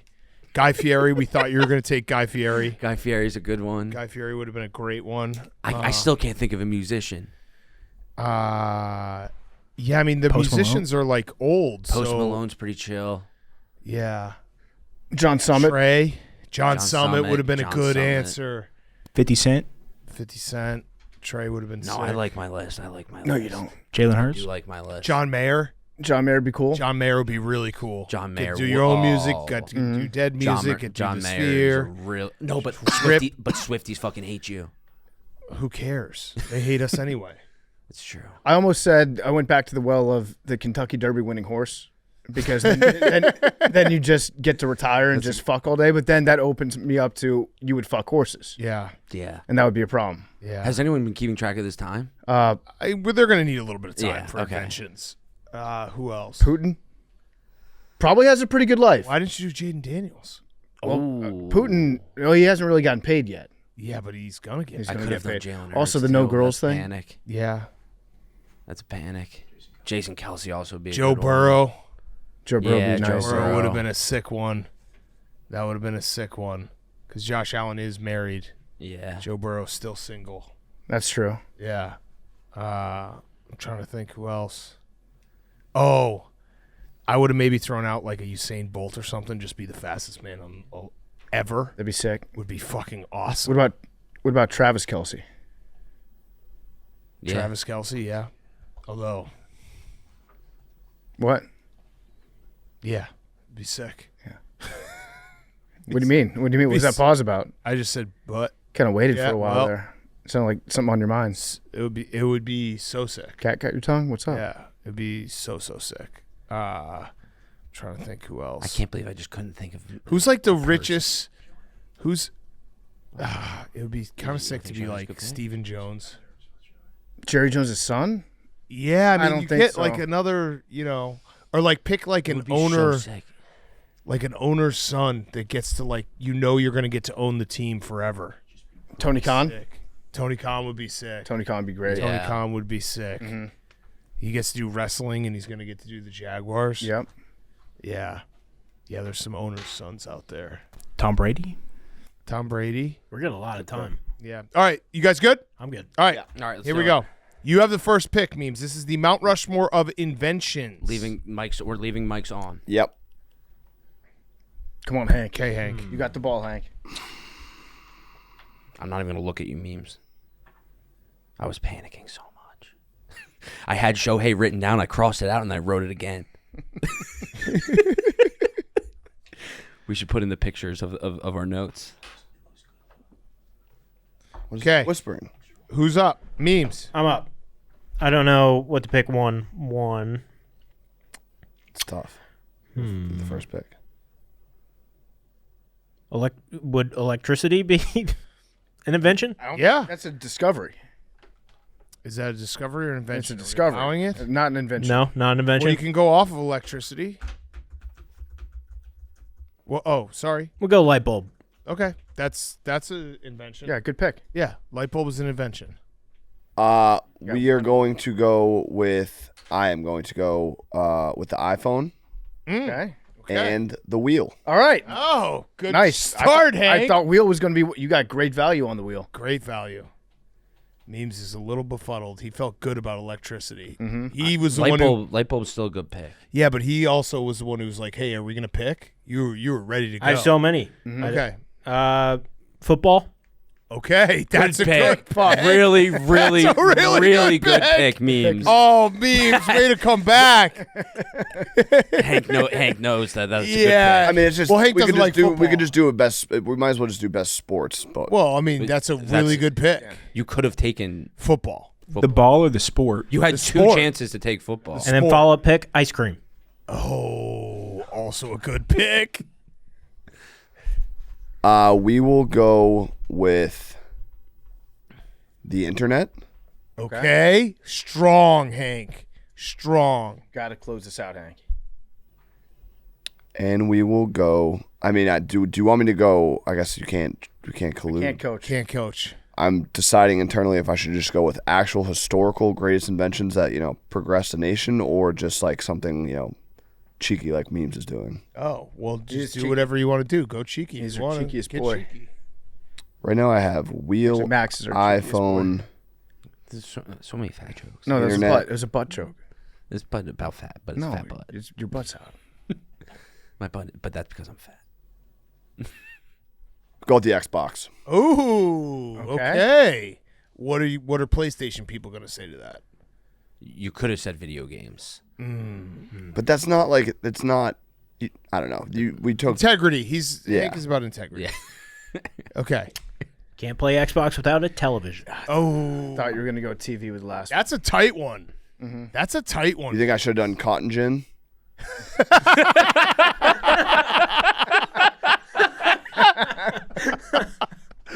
No. Oh. No, I think you did better with the Xbox. All right. I don't know what a cotton gin does.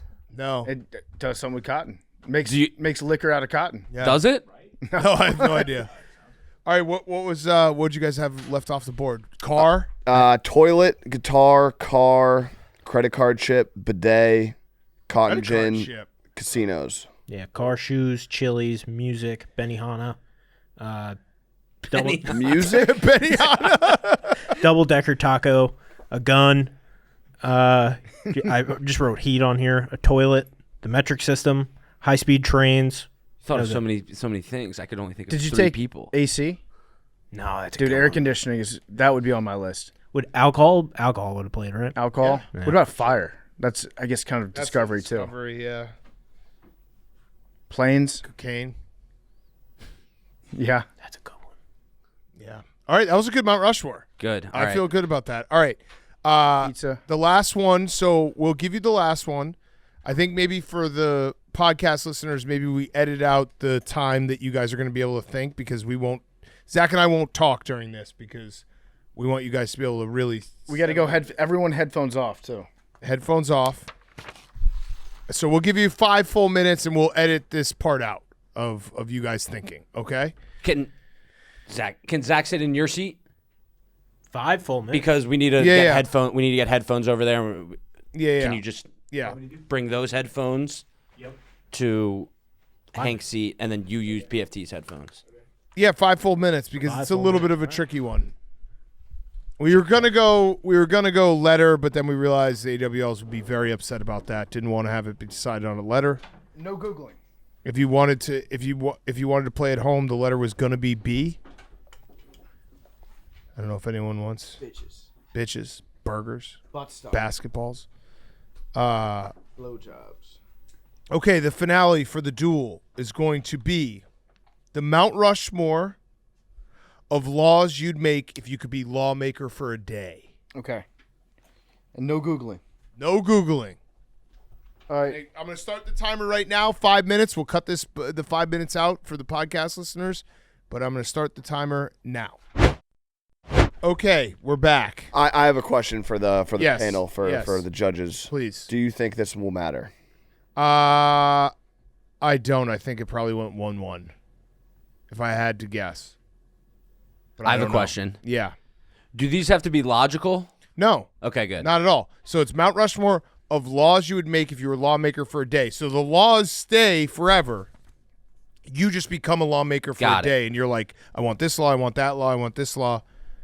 I think there's no way to know until the polls come out. If they come out, like, but if we're doing them hour by hour, like if you did them all at once, That him shaking his head like that at you was very patronizing. Well, I asked totally an fine. opinionated question, and he just He didn't give you an answer. It was a yes or no, and you said I'm telling you, I think they matter if the polls come out hour by hour. If they all come out at once, I think you guys lost. okay. Okay, that makes sense. That's a fair That's answer. actually a fair answer. Yeah. And what did we decide? Are they all coming out at once? Yes. Yeah. Okay. So you guys go first. Hank and PFT, you're up first. Mount Rushmore of laws you'd make if you were lawmaker for a day. Day after the Super Bowl's a holiday. Good pick. We had it. 1-1. Good pick. They had it. Then we realized there's a much better pick there. Oh, A much better look pick. at Max. 4-day work week. Oh. All right, communist. 4-day work week. I said that. PFT said no. Well, I thought that there's going to be a lot of people out there being like, you entitled millennials and Gen Zers, that you don't want to work anymore. You don't know the value of a hard day's work. 4 days. You want everything handed to you. 4 days. Still What are we, I mean, Europe? people just go to work and mail it in. Max, there's a why place- Why not just go and be efficient for 4 I like that days? they're fighting with then- each other. yeah. Max, there's a place like that. It's called Europe. Important question, though, Max. Would it be Monday or Friday? I would say Friday. So Max, wrong answer. Yep. Wrong answer. Monday is by far because you have a regular weekend, and then Monday you use as your get back day. Yeah, no, I would And rather then just you- have a longer weekend. No, it's Max. No, It's the because- same amount of days. No, because you treat it differently. Friday already is a weekend day. Yeah, but you treat Friday's it already the differently. best day on the calendar. I Monday know, you but then erase. Thursday Good point, becomes Hank. awesome. No, but Thursday already is kind of awesome. But then Wednesday becomes awesome. No, Wednesday is fine. You just have Wednesday. Whatever. you get Monday off, then you get to party all day on Sunday. Right, and then also your Monday is your recoup day, do laundry, go to the gym, all that stuff. Friday you would never do any of that. Yeah, Monday would be like a Also, why weekday not? light. Why not just 1 day work week if we're going to logical?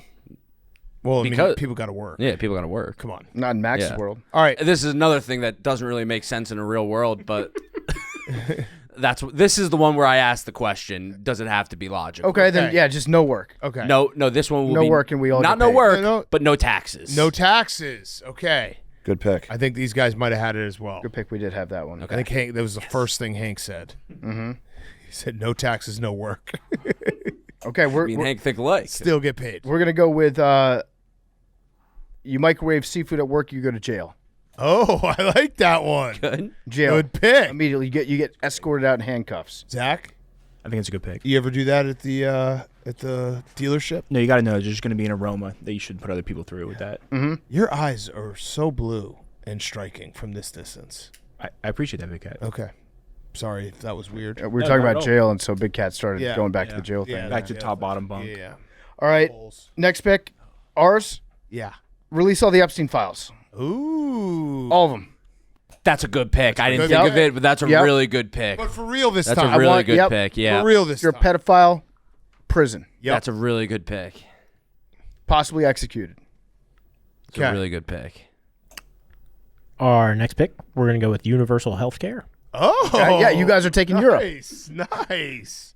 I like that pick. To top off Europe, we're going to go legalize prostitution. Oh.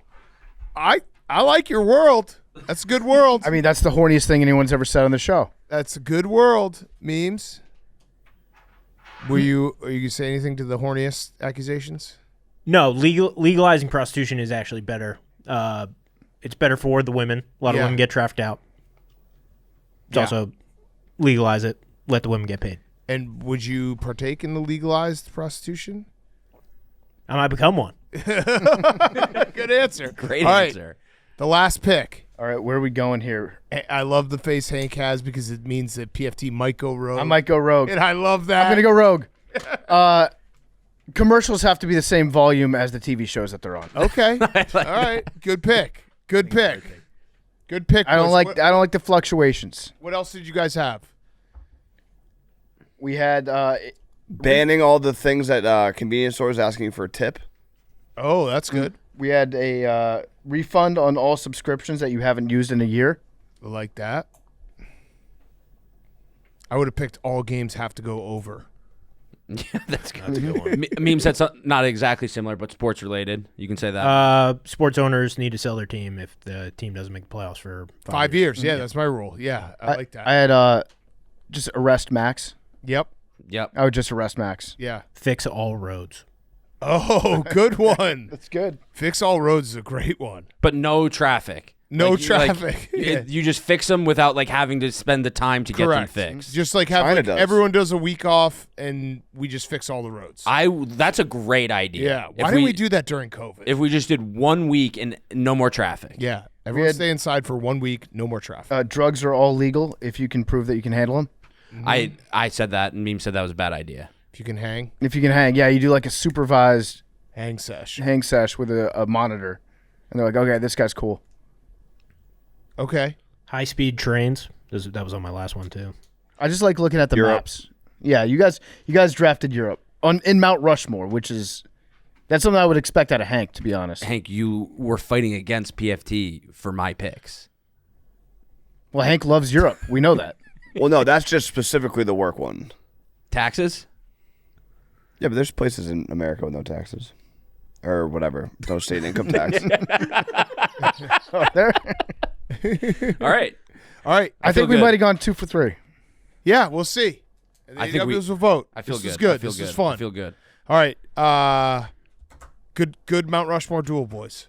I feel like everyone put their best foot forward. Strong duel.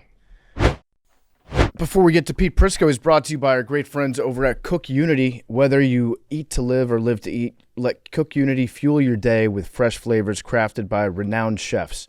Their ever-expanding menu of over 300 small batch meals are tailored to your lifestyle, dietary needs, and cravings.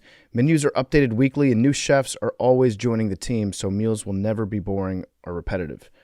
No cooking, no shopping, no thinking about how to get the nutrition that you need every week. Every meal delivery comes in sustainable packaging with the option to return the delivery bag. Cook Unity is delicious and it's easy. Fuel your day with the freshest, best-tasting meal delivery made by award-winning chefs. Go to cookunity.com/takefree or enter code TAKEFREE before checkout for free premium meals for life. That's for life.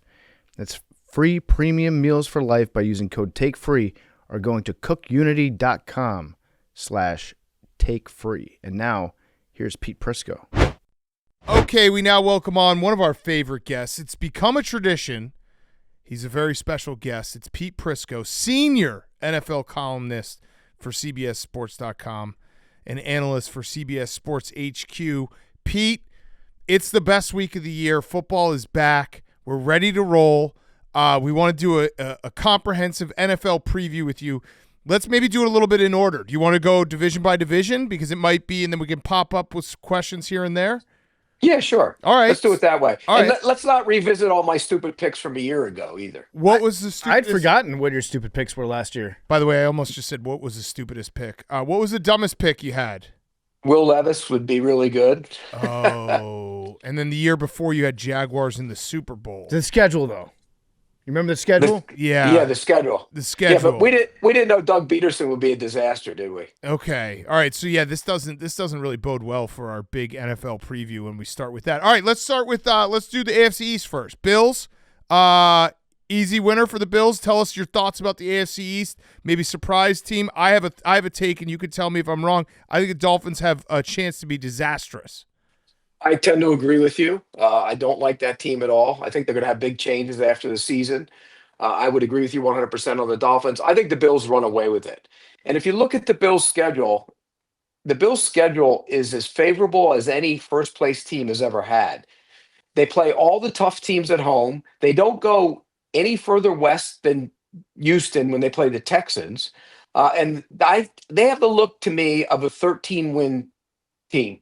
I really believe that. Maybe 14. I think they run away with the division. They're class of it. Look at their schedule to open the season before they play the Chiefs. If they beat the Ravens, now the Ravens is a tough game at home, but you're supposed to win that game on a Sunday night. And then look at the next games before they play the Chiefs. They should be winning every one of those games. Yeah, they have the Jets, Dolphins, Saints, Patriots, Falcons, Panthers. Yeah, schedule. You're right. That's a nice schedule to start the season. It sounds like you're saying that you're not a believer just yet in Drake May. No, I'm a believer in Drake May. I'm just not a believer in that team this year. I think they're a year away. I think getting Vrabel in there, they'll instill the toughness. They have 6 new guys starting on defense. That they picked up in free agency. That's hard to mesh that group together. But I think next year they're going to be really good. So I think they're a year away. Okay. What about the South, the AFC South? Are you thinking the Jaguars? It's kind of a make or break year. Memes just was like, what the fuck? Because we didn't say anything about the Jets. Oh yeah, we'll come back. We'll come back to the Jets. We'll circle back on We'll put them in a holding pattern right now. Yeah. What about the South, Pete? The Jaguars. I think the division's bad. I'll start there. I don't think it's a very good division. I think the Texans' schedule is brutal. I don't think they've improved their offensive line, but I'm still picking them. I think their defense is going to be nasty, but it's going to be close. I think Jacksonville's going to be right there with them. The winner will win 9 games. They're not going to run away with it. None of those teams in that division are very good. And so I think the Texans are the best team because of their defense, but I worry about their offensive line. You got a rookie starting at left tackle in Ursery. The right tackle is okay. The 2 guards, Tomlinson and Ed Ingram, was the worst lineman on Minnesota last year. I just don't like their offensive line, and I think that's going to be a problem for them. I think they win the division barely over Jacksonville. What's a successful season for the Titans in Cam Ward? Because I'm excited about Cam Ward, and I think the Titans could maybe be a little bit friskier than people expect and be in some of these games and maybe have a say in the AFC South, whether they win it or not. But, a team that kind of can beat a Texans late, can beat a Jaguars late and upset the whole division. Yeah, I don't think they have enough talent on that team. I think he's going to be okay. And he didn't look great in the preseason, I'll be honest with you, but I think he's going to be good. He's smart. He's accurate. He can throw the football. He's got that, first one in, last one out. So I do think he'll be good. I just don't know where the talent is on that team. They think they've upgraded the offensive line by getting Dan Moore. He wasn't that good last year. I think the offensive line might be better, but not how much better. Aside from Ridley, where's he throwing the football to? And defensively, they just don't have a lot of playmakers outside of Simmons. So I don't know how much better they'll be. I think they're another team you got to look to the future. The question is, does Brian Callahan get to be part of that future? And what about the Colts? Because some are saying that if Daniel Jones can be Andy Dalton, then the Colts should make the playoffs this year. Do you think Daniel Jones can be Andy Dalton? No, I don't think he's going to be that good. I get the idea that don't mess it up, turn and hand the ball off to Taylor. Pretty good offensive line, playmakers off the play action. You got the tight end, the rookie tight end, Warren's going to catch a ton of passes. So I get that whole idea, but I don't know if Daniel Jones is capable of putting it on his right arm when he has to. Andy Dalton could at times. Andy Dalton threw the ball around pretty well at times. I don't know if Daniel Jones can do that. So I don't think they're a playoff team. The fact that it was a competition with Anthony Richardson speaks a lot of things about Daniel Jones, but it also speaks a lot of things about Anthony Richardson and where the Colts are. They could have changes after the season. So in your advanced analytics, and really you watch the tape more than anything, you're a tape watcher, what what type of bump do you give the Colts just not having Gus Bradley in the building anymore? Well, they'll be less predictable. But, it's funny. They replaced it with Anarumo, who was predictable in Cincinnati, right? Yeah. I mean, at the end, yeah, but for a while he was a pretty good coordinator. But then they played all they did was play zone, and it became very predictable. In fact, they had a lot of guys that were man-to-man corners that should have been playing more man. They played zone. So I do think they'll be better on defense. They also have some corner issues. I mean, they were going to start a rookie corner, and he got hurt, the kid from Minnesota, and he went down, and now they're going to start Jalen Jones at one corner. So they're going to have some problems at corner as well. I do think they'll be a little bit better on defense. Again, it's Daniel Jones. The game's on the line in the third and fourth quarter. Can Daniel Jones go win the game with his right arm? I don't know if he can. Danny Dimes. Yeah. Danny Dimes. I see the fact that he spent half a season in Minnesota, and I'm like, he's fixed. And he's going to come out. He's going to be great. That's my blind analytics going into the season. I like that. Well, everybody goes to Minnesota gets fixed, right? Sam Darnold got fixed, and J.J. McCarthy's going to suddenly be able to hit everything that he never could hit before. It's all getting fixed in Minnesota. They fix everybody. Yeah. All right, so what about the AFC West? Tell me what you think about the Chiefs going into this year. You think Xavier Worthy is like a true number one threat now at receiver for the Chiefs? I don't know if he's a true number one. There's only so many true number ones, but I think he's going to be their number one. Ooh, give us the true number ones. Jefferson, Chase, Tyreek Hill when he's playing focused. Brian Thomas will be a true number one. There aren't many of them. That's we're getting to the limit right there. We're getting close to it. All right, so yeah, what do you think about what should we expect out of Xavier Worthy in that offense this year? Here's what you can expect out of the offense. I think Mahomes is going to get back to looking like Mahomes again. I think they're going to get the ball down the field. You mentioned Worthy got the speed. Hollywood Brown can run. When Rice gets back, he can go. And the biggest difference will be the offensive line. Josh Simmons was the best offensive lineman in the draft. It wasn't close. He had the knee issue. He had some, off the field stuff guys were concerned about. Not problems, but just was he as focused as he should be? He steps in there now. He's going to be one of the best left tackles. Now the line, you move the Sumatia to left guard. They're bigger and stronger. They already had two really good ones in Humphrey and Trey Smith. And Jawan Taylor played hurt all last year. So it's going to be time for Mahomes to throw the ball down the field. For the first time in a long time, he's going to look like Mahomes. The ball will go down the field. He's going to put up better numbers. They're going to be right smack dab in the middle of it all again. So are you picking the Chiefs to win that division? Yes. All right, so who's fighting for second? Who do you see finishing second place in the AFC West? Denver. I think Denver's defense is unreal. I think they're good across the board. You add Greenlaw to the defense, he's going to help them a great deal. Their corners will be better. They drafted Barron in the first round. I think defensively they're going to be among the best in the league. The question is offensively. How do they run the ball? And I know people rave about their offensive line. It's good. It's not as good. I don't think it's as good as people give it credit for. But can they run the ball, and who runs the ball? And I think, when you look at it from that standpoint, is it Dobbins? Everybody wants to get Harvey on the field, but he doesn't pick up the blitzes. And so Peyton's not going to play if you don't pick up the blitzes. So I want to know if they can run the ball. And here's the other part of the equation. Now there's a whole season of tape on Bo Nix and how they used them last year. Does he get better? I think he does. And talking to some of the coaches, talking to Sean Payton at times about him, he didn't barely get to his reads last year. He was kind of learning on the fly, and he put up those numbers. So I do think he's going to be better. Am I crazy for thinking the Raiders are going to be in that frisky category just because Geno and Pete Carroll is going to give a little consistency to that organization? Am I crazy? I know they probably have a lot of talent gaps, but am I crazy for thinking they're going to be one of those teams that's, middle of the pack, not saying playoffs, but again, a team that could maybe beat some good teams down the stretch and have an impact on the playoff picture? Yeah, they might win 5 games. Okay, so that's a no. That's a no. No. That's a nice way of saying no. No, I just, when I look at their defense, there's not a lot of talent on it. Crosby is a game wrecker by himself, but they need Kuntz to step up and play. And then you look at the cornerback position. I mean, Stokes is going to be one of their starting corners. He was, Packers who have cornerback needs didn't want him.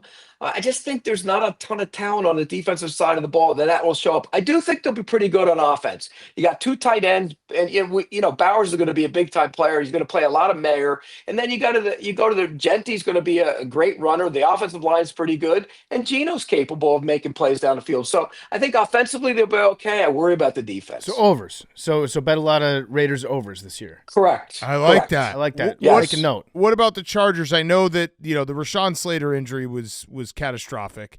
How do you feel about the Chargers? Because it did feel like last year, you got the Harbaugh kind of bump where he gets that team rolling in the right direction. Do they take a step forward, or is it because this is a big year for Justin Herbert? I know he's gotten paid, but the noise is starting to get there, and I want to see him, win the playoff game and be the quarterback that everyone thinks he is.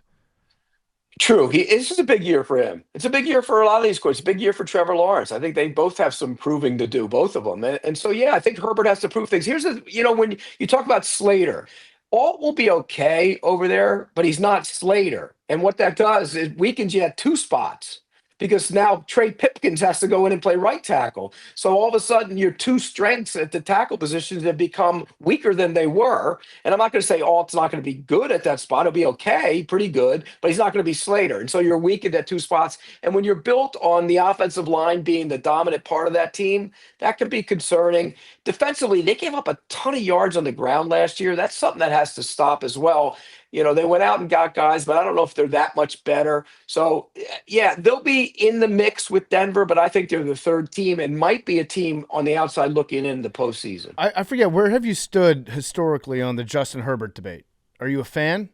Yes, Okay.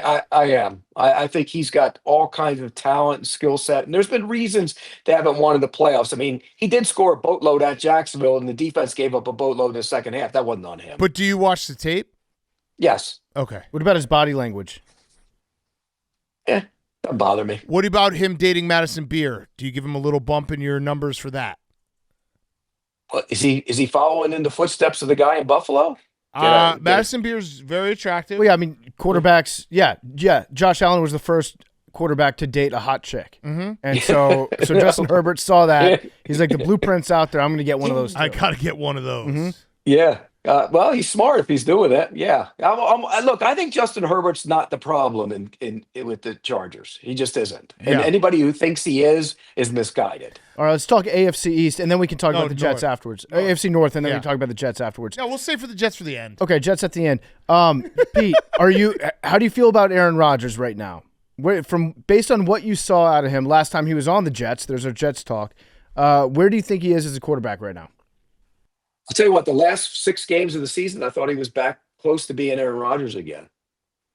I mean, I really did. Go back and look at his last 6 games. He played well. And nobody wants to say, everybody says, oh, he wasn't the same guy. Once he kind of got sort of healthy, he was the same guy with a bad, offensive system and he had Garrett Wilson, but the team wasn't great. And so I think it wasn't on him. By the way, he threw more touchdown passes than Herbert and Mahomes last year, in case anybody's wondering. So he did, and he tied Josh Allen for number of touchdown passes too. So I think he's capable. I worry about that team though. What's the Pittsburgh identity? It's always been to run the ball. They didn't run the ball last year. Yeah. Can they run the ball this year? They paid Jalen Warren. Is he going to run the ball? Is Johnson, the rookie, going to be running the ball? Are they going to run the ball at all? That's if they don't run the ball, it's going to be a long season for Aaron Rodgers. Yeah, So is this the year where they don't go 500? Where they dip below?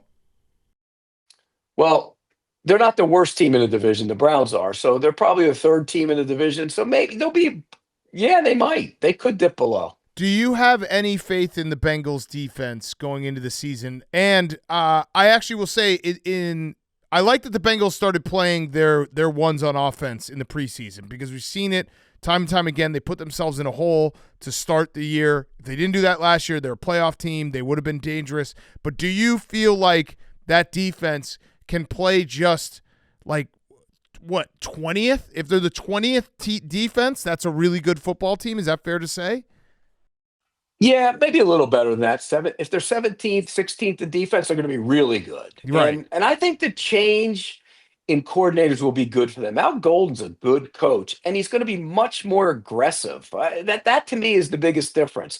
They have corners on that team: Cam Taylor, Britt, Turner, Dax Hill, they're man-to-man guys. They look like they would excel man-to-man, and they will, but he didn't play him in man-to-man, and they looked lost in the zone last year. So I think that will be big improvement. I think they need to be better against the run, which is key. But yeah, I think they'll be better on defense. I don't know if they get to 15, but they might get to 17, 18. If they do that, we know that offense is going to score. They're going to be a team to reckon with in that division. Yeah. And so what about the Browns? We talked about the Browns quickly. Shador, Dylan Gabriel, who do you think is going to be the number 2? And then do you think Joe Flacco is going to get benched before or after week 5? I'm going to say after week 5, and I'm going to say Dylan Gabriel will be the first guy in and should be the first guy in. He outplayed Shador Sanders. It wasn't close, and he was drafted ahead of him for a reason, and nobody wants to hear that, but that's the reality of it. He's a better player, and Shador Sanders holds the ball. He's one of those guys that he's got to adjust to the NFL game. Open in college is different than open in the NFL, and he hasn't realized that yet. Dylan Gabriel is kind of a little ahead of him. Now, on the film, did you see that the Browns offensive linemen were told not to block as hard for Shador in the preseason?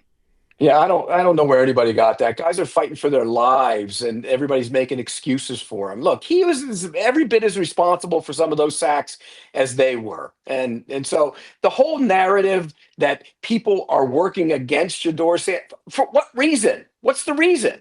Somebody come up with a reason why they're working against them. They hate Dion because they cheer for a rival school, and so then they're upset because of the Colorado effect.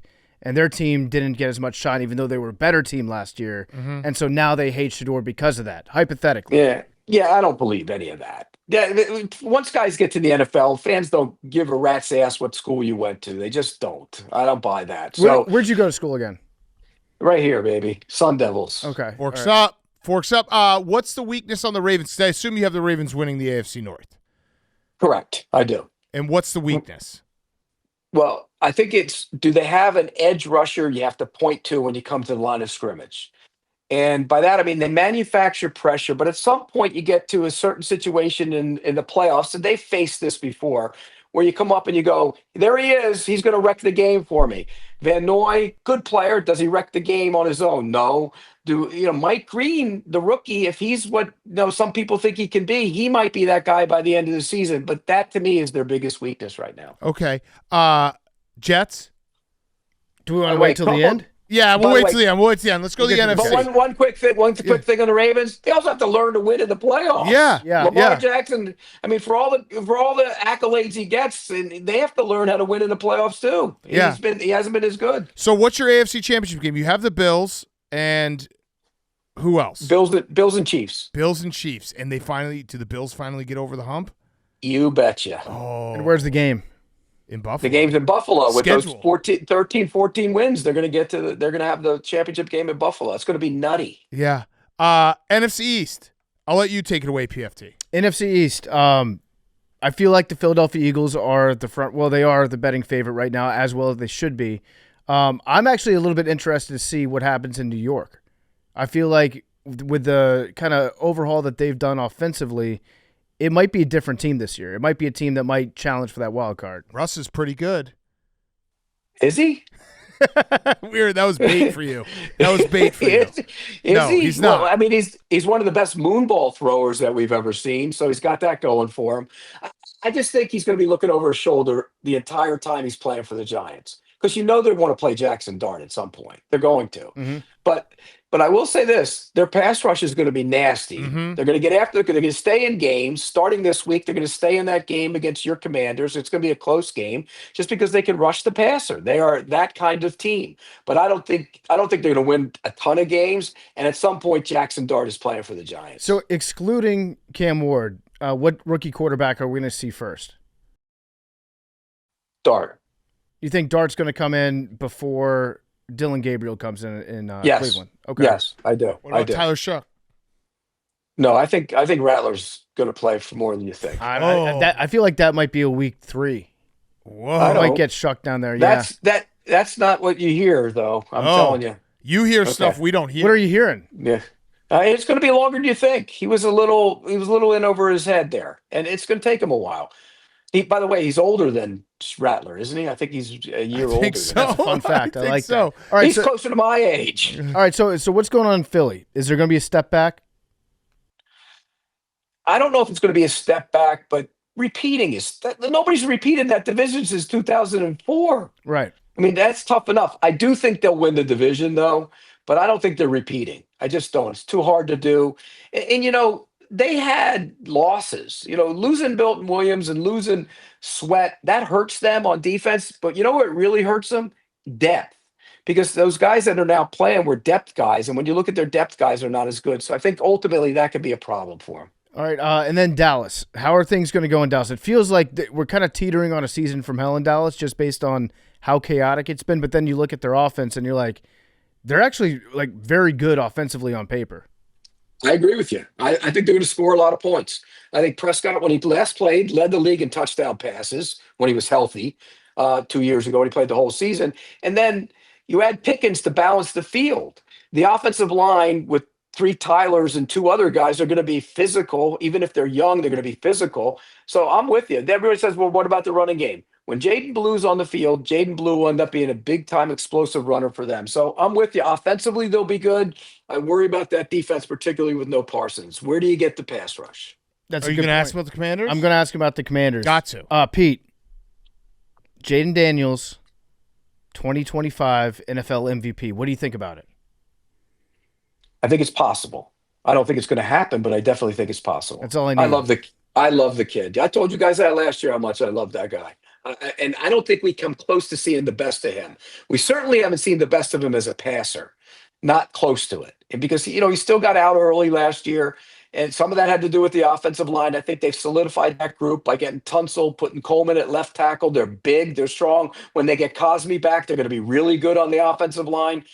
So he's going to have more time. I think we've only scratched the surface of him as a passer, and the Commanders will be happy with where he's going after this season. So basically, if you're a listener to this show, your Jaden Daniels analysis is Max saying that he smiles too much, and then me just sucking his dick and being like he's the best quarterback I've ever seen. So maybe you can tell, like as somebody that watched all the film, what does he need to do better? Go through his reads faster. Not, when you go through, young quarterbacks have a tendency to put their foot in the ground, go through the first read, and then start moving. He needs to go 1, 2, 3, 4, and then or 1, 2, 3, and then move. You can't, or 1, 2, 3, 4, and check down. You can't just move after the first one's not there. And for a lot of the last season, that's what he did. So that's why I say now he's going to get to 2 and 3 and 4. You're going to see a much different passing game out of Jaden Daniels, and he's more than capable of putting up big numbers doing it. So on the defensive side for the Commanders, the secondary looks completely different than it did a year ago. Like just total wholesale change of everybody that's playing defensive back for the team. Much better on paper than it was last year. Well, Amos is a big addition because Mike Sanders still goes inside and plays the nickel, which is what he's better suited to play. So they'll be much better there. So what'd you see out of Lattimore once he got healthy at the end of last year? Was he the same Lattimore that we saw like 3, 4, 5 years ago? No, but I still think he was. I don't know if he was ever truly healthy last year, and he's been bothered by that thing, and he's been banged up a little bit this year too. So. When he's healthy, he's a really good player, but I don't know if he was ever healthy last year. All right, NFC North, loaded division. Let's start with the Vikings. Vikings have an awesome roster. They basically it's basically a question of what is J.J. McCarthy. So J.J. McCarthy, if I told you J.J. McCarthy is the 15th best quarterback in the NFL, are the Vikings a Super Bowl contender? Well, was Sam Darnold the 15th best quarterback in the NFL last year? He might have played, yeah. I mean, what were they? I mean, obviously it fell apart at the end, but they won 14 games last year. But why did it fall apart at the end? Because, in large part, because of him. Right. So maybe it's J.J. McCarthy's the 15th best quarterback, and he also doesn't have the ability to turn into the 30th best quarterback. Also, they made a lot of they put a lot of investments in their offensive line. They did. They have. They've gotten bigger and stronger, which they needed to do. But I also think they're going to run a lot. I worry about him. I worry about J.J. McCarthy. All right, I wasn't in that class of people who loved him. Tell me if you think this is a fair take on the Vikings. I think they got Jordan Mason. They beefed up their offensive line. They like Aaron Jones still. I think they're going to run the ball a lot, and it's going to be like, hey, J.J. McCarthy, Make 10 throws a game. He'll have to make more than that. But maybe not. I mean, if you and they'll get him outside on boots off the run game. I get it. I get it. When I say 10 throws a game, I'm saying 10 throws where it's like it's not a screen pass or something the first read's right there, a slant. Yeah. Or get him the boot and let him throw to the tight end and the little flat and stuff. Right. So they'll make it easy on him if they run the ball. That's the plan, because I don't know if he can just stand back there and make the throws when he has to out of the pocket. So particularly he hasn't played, and he wasn't a great passer when he was at Michigan. Yeah. So I'm worried about him. Good staff. They'll get the best out of him, and they are better in terms of talent, at least on the offensive line and on the interior of the defensive line. But it's all in the quarterback. Is he good? If he has a Darnold-like year, they'll be good. Yeah. I don't know if he will. It's interesting because that roster is very good, and J.J. McCarthy, it's basically we don't know what J.J. McCarthy is. That's kind of how your analysis of the Vikings has to be. It's like if he's great, they're going to be a Super Bowl contender. If he's bad, he will sink them.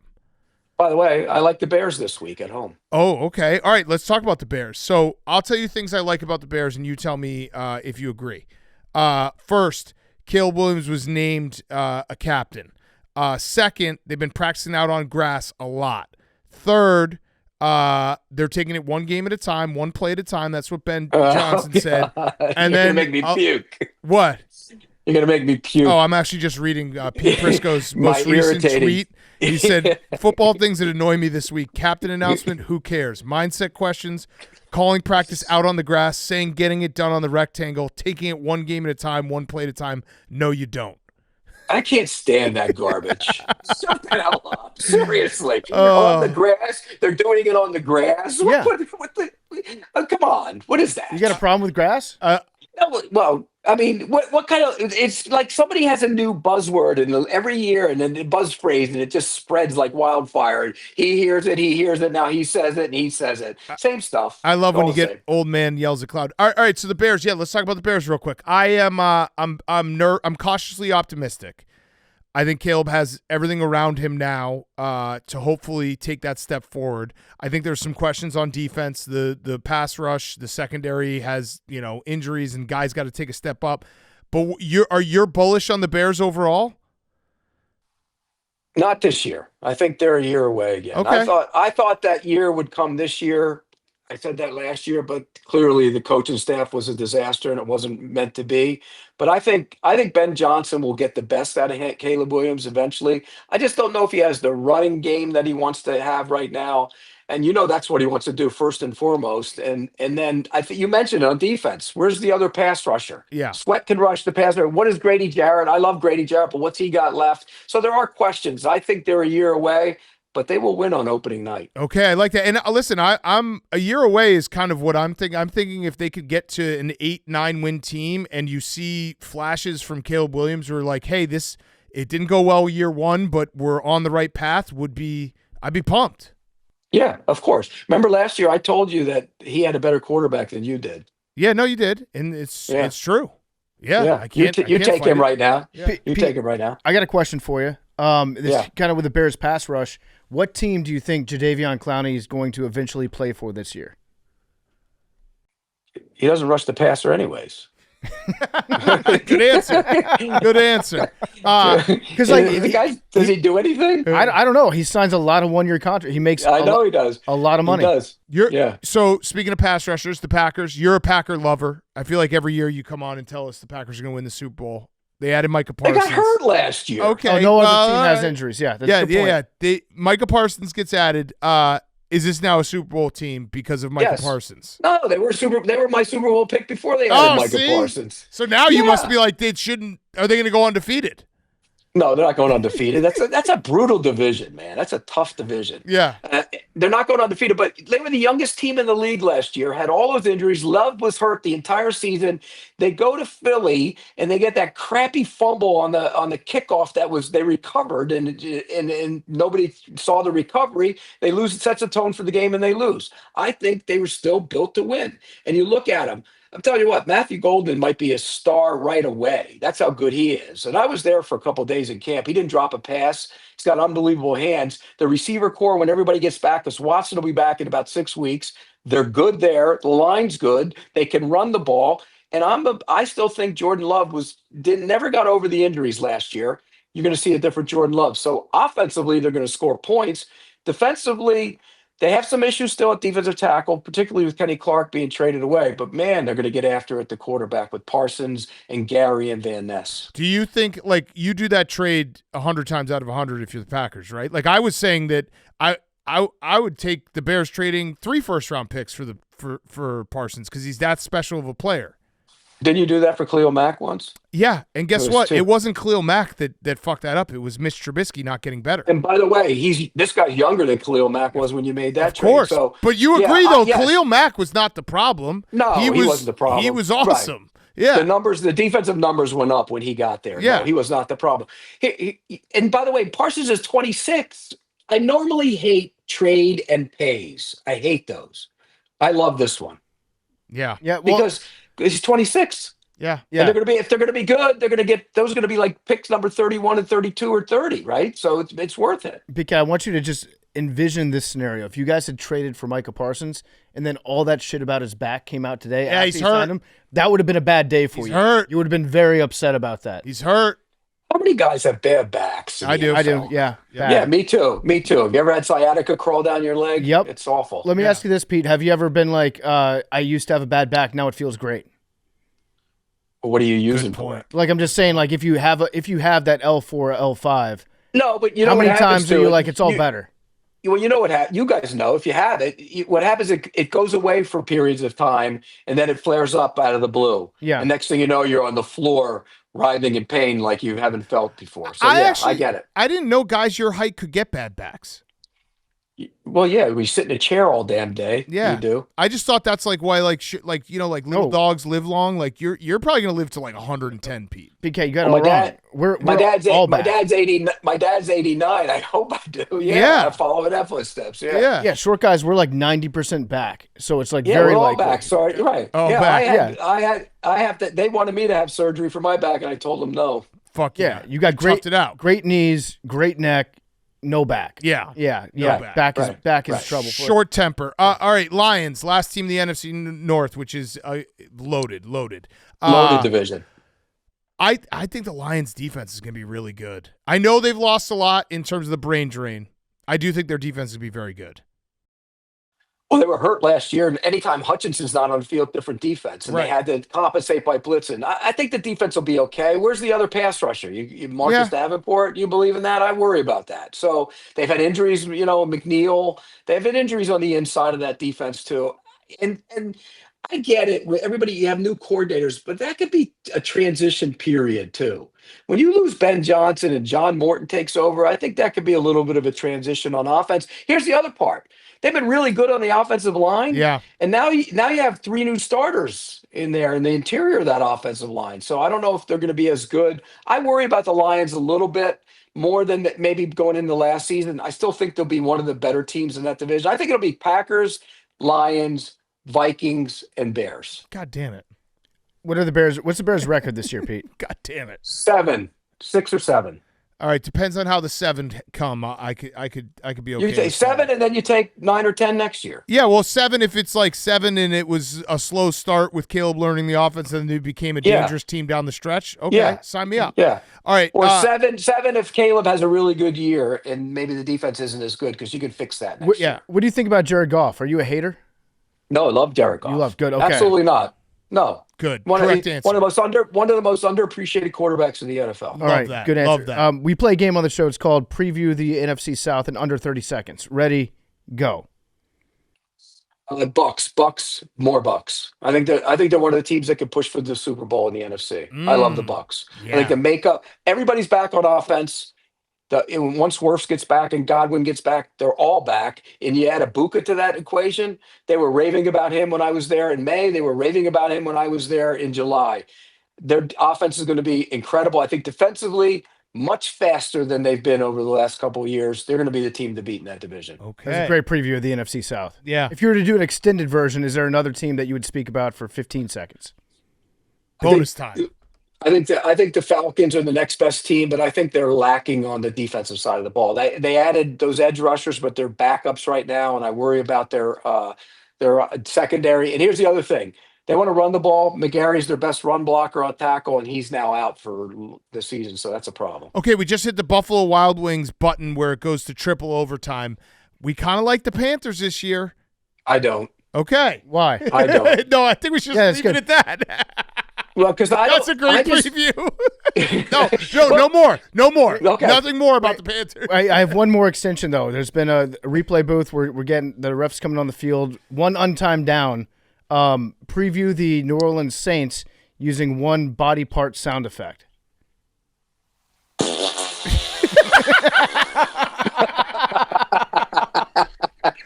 Oh, those are the correct sound. That was a popcorn fart, by the way. It's very dry. That was a great NFC South preview. All right, let's finish with the NFC West. 49ers, it feels like everyone forgot about them. Are you feeling like this is a bounce back year? Absolutely. Yeah. Stars win in the NFL. And the most star-laden team in that division, still the 49ers. You look at it, Purdy can play. People won't want to say he's a star, but he's close to it. Trent Williams, when he's on the field, is one of the best left tackles in the game. He didn't play last year. McCaffrey is still one of the best running backs in the game.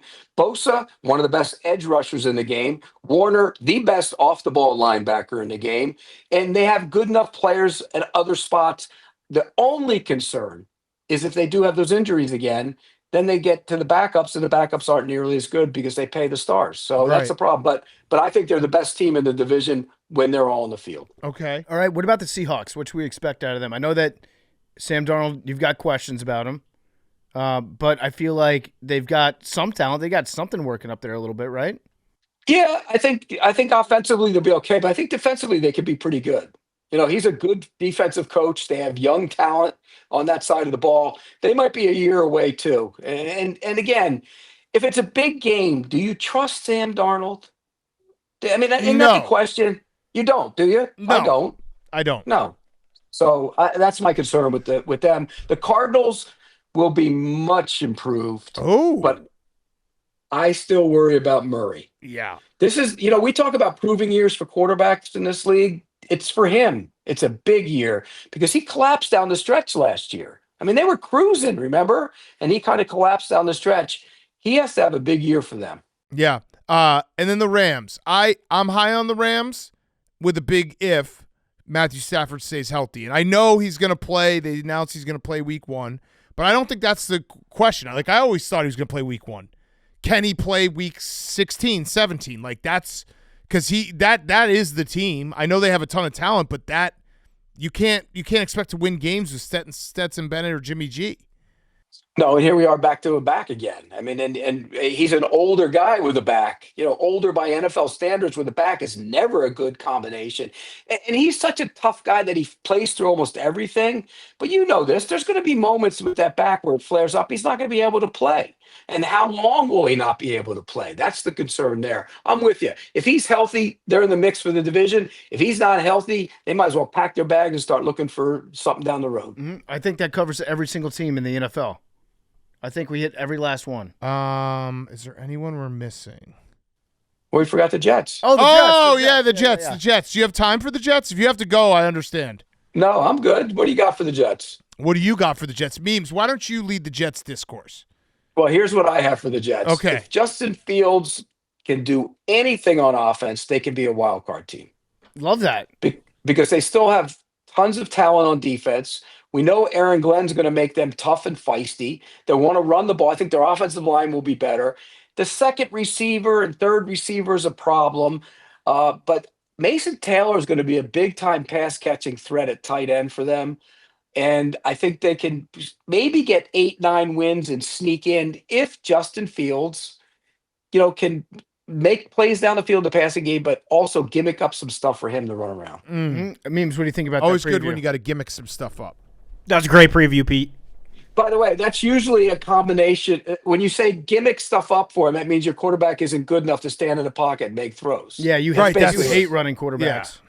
No, I think you have to be able to run, but you got to be able to run and throw, not just take off at the first hint of pressure and get out of there and run around for no reason. Pete, can you make us smarter real quick? Because you do watch every single play by every single team. Who's one guy in the NFL that we should be paying more attention to? Brian Thomas. Okay. Yeah, he's really. I think he's on the verge. And by the way, he doesn't practice great. That's a weird. But when he shows up at games, they go, "Oh my gosh, he's not a great practice guy." What does that entail? Not practicing great.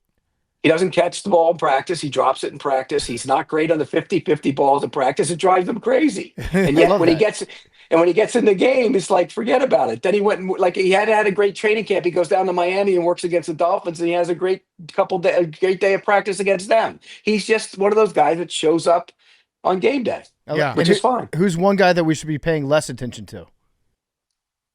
Less attention to? Yeah, good question. That is a good question. Thank you. Good question. Somebody that's going to go pooey, right? Out the window, out the door. Yeah, not play well. It's just like, don't even worry about Or like a guy we pay already like the perfect amount of attention to the point where maybe it's a little too much. Dak? Kelsey? Oh, Kelsey. Good pick. You hate Love? Well, we pay a lot of attention to Kelsey, so you're saying dial it back a little. Yeah, because look, Kelsey, the football player, isn't the same as he used to be. Let's be real. He's one of, if not the greatest pass catching tight end, one of them, and he's not that anymore. So he's more name than game than he's been in the past. Let's put it that way. That sounded perfect for like a Kansas City Chiefs fan to put that on a hater's highlight reel at the end of the season when he's at 1,000 yards and like 13 touchdowns. Yeah. You see his yards per catch went down under 10 last year for the first time. I mean, that's usually a telltale sign that a guy's getting old, isn't it? And by the way, here's the other thing about him. He said, "Oh, I worked out this year. I didn't work." Well, why didn't you work out last year? True. Good point. I could see it too. Like it's middle of February, Kansas City, Super Bowl parade. Travis Kelce's like, and one last thing. There's a short Italian guy in Florida that said I'm more name than game. And I sold my Taylor Swift tickets too, by the way. Oh, you did? Oh yeah. Did you get a lot of money for it? Oh yeah. my wife won the lottery, and I didn't really want to go in the first place. And it was at the stadium in Miami. I hate going down to that place because you can't get in and out of there. And so she said, my wife looked at me. She goes, "Should we just sell them?" And I go, "If you want to, let's sell them." And yeah, we didn't go. So at that parade, they could have both of them yelling at us. Yeah, that would be great. Yeah, her next album, she's gonna be too happy. She might just write that about you, Pete. Yeah. Okay, well, you know what? I can be a miserable SOP. You know that. Yeah. So she can write a lot of songs about me. All right, rowback question, rhoback.com, promo code TAKE, 20% off. Where's my shirts, by the way? You haven't sent them to me. I got you. Don't worry. Check the mail. Rowback.com, promo code TAKE, 20% off your first purchase. Q-zips, polos, hoodies, joggers, shorts. Rowback.com, promo code TAKE. What size do you wear? Large. Are you really a medium, though?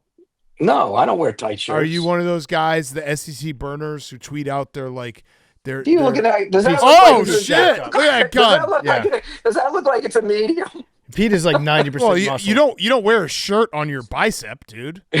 I know, but you don't like him like that either. Yeah, no, he's got business arms. When he takes his shirt off, you're like, whoa. Yeah. All right, so you have the Bills beating the Chiefs in the AFC Championship game. What's your NFC Championship game, and then your Super Bowl and winner? Green Bay over Philly. Okay. And Buffalo over Green Bay. There's going to be a party like they've never felt in Buffalo. That would be insane.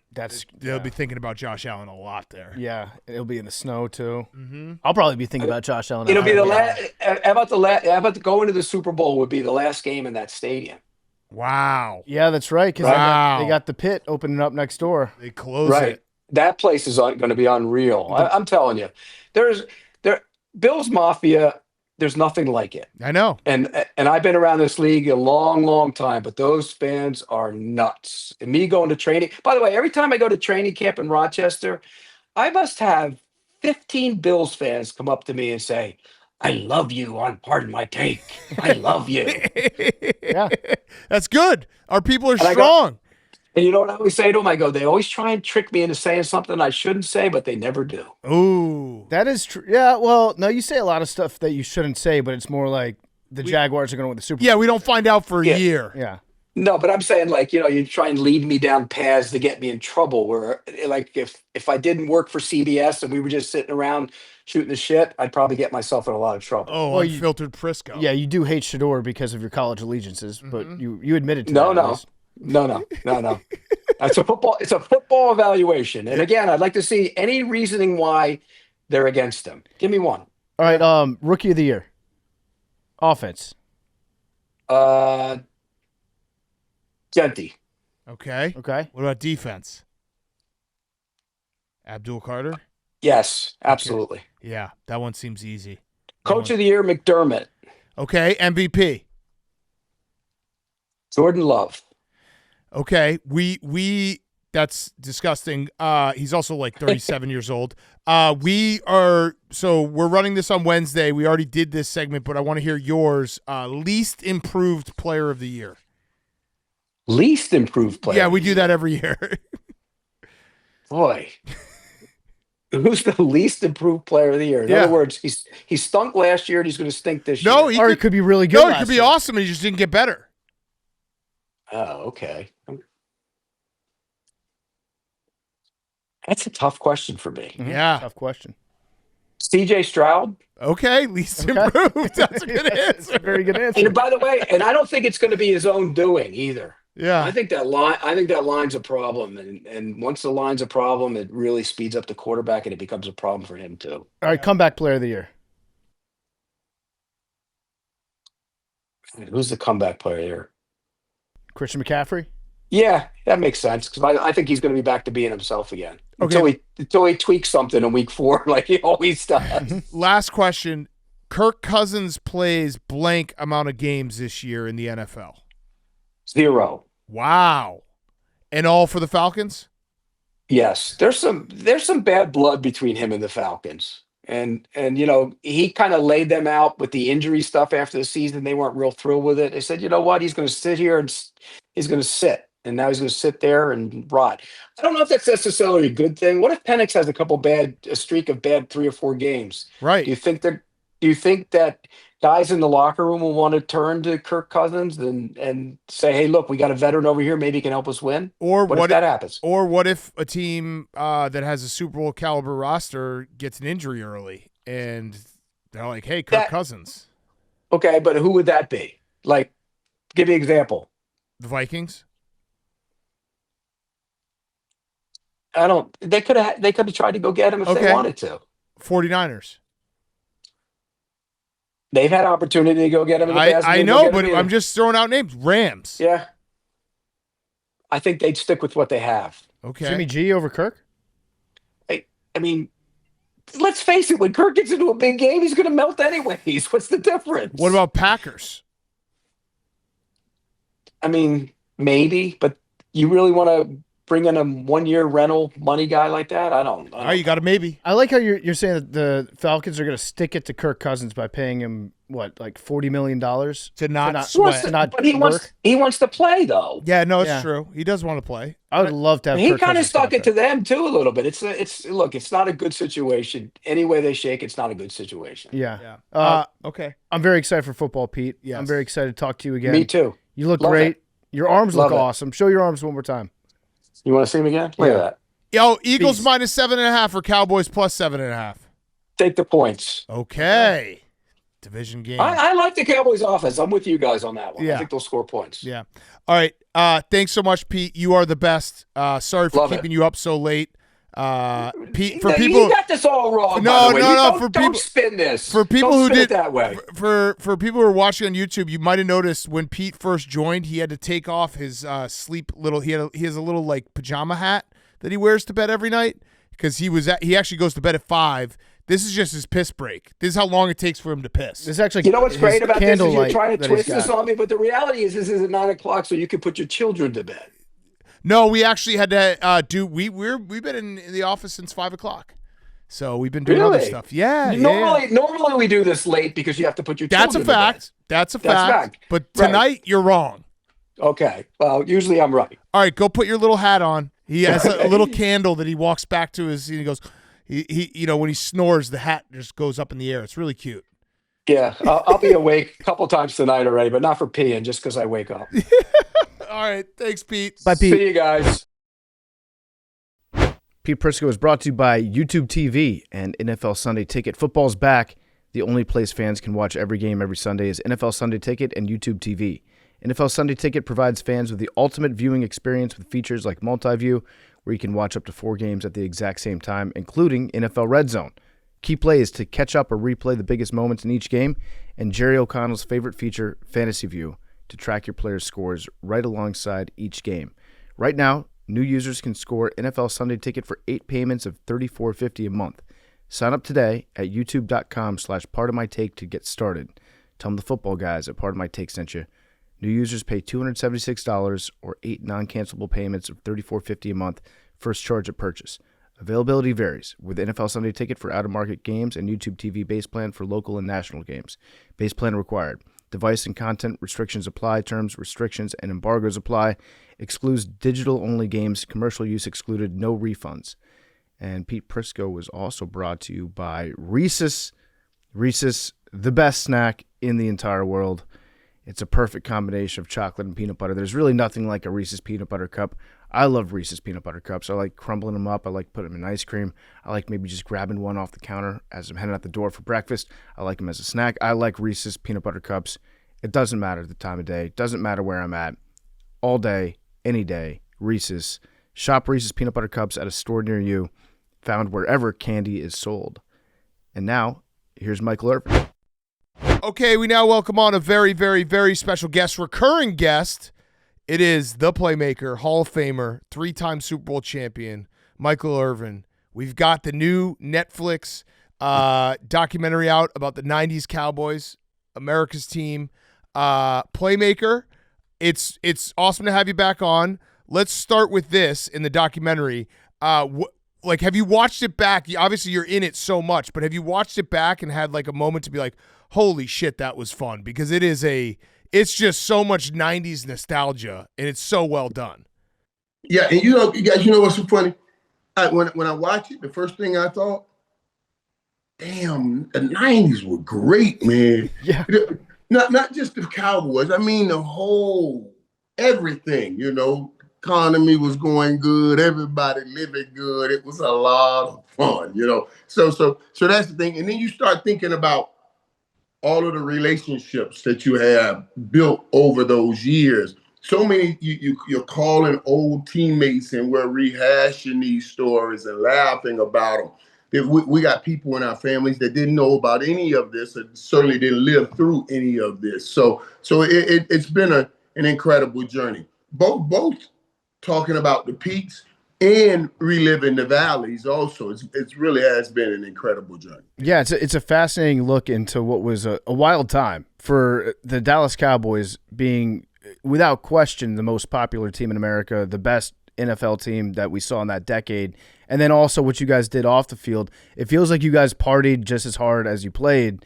Did that ever, I know it kind of came to an end after, things fell apart after Barry Switzer joined, but when that transition happened between Jimmy Johnson and Barry Switzer, was that like a substitute teacher situation where you had Barry come in and you're like, now we can really have fun? Well, that's an analogy. But the reality is Jimmy brought us through the hard times, and Jimmy you have to be a certain way to get people through those 1-15 and 3-13 type of years and everything. So you come through those years and then you don't no longer have that general and the next guy come in, Barry, who's a great guy. Barry's a great dude, man. Great man, really great man. But a different style than Jimmy. Jimmy kept his foot on everything. Barry said, listen, we're grown men. We should know how to handle our responsibilities.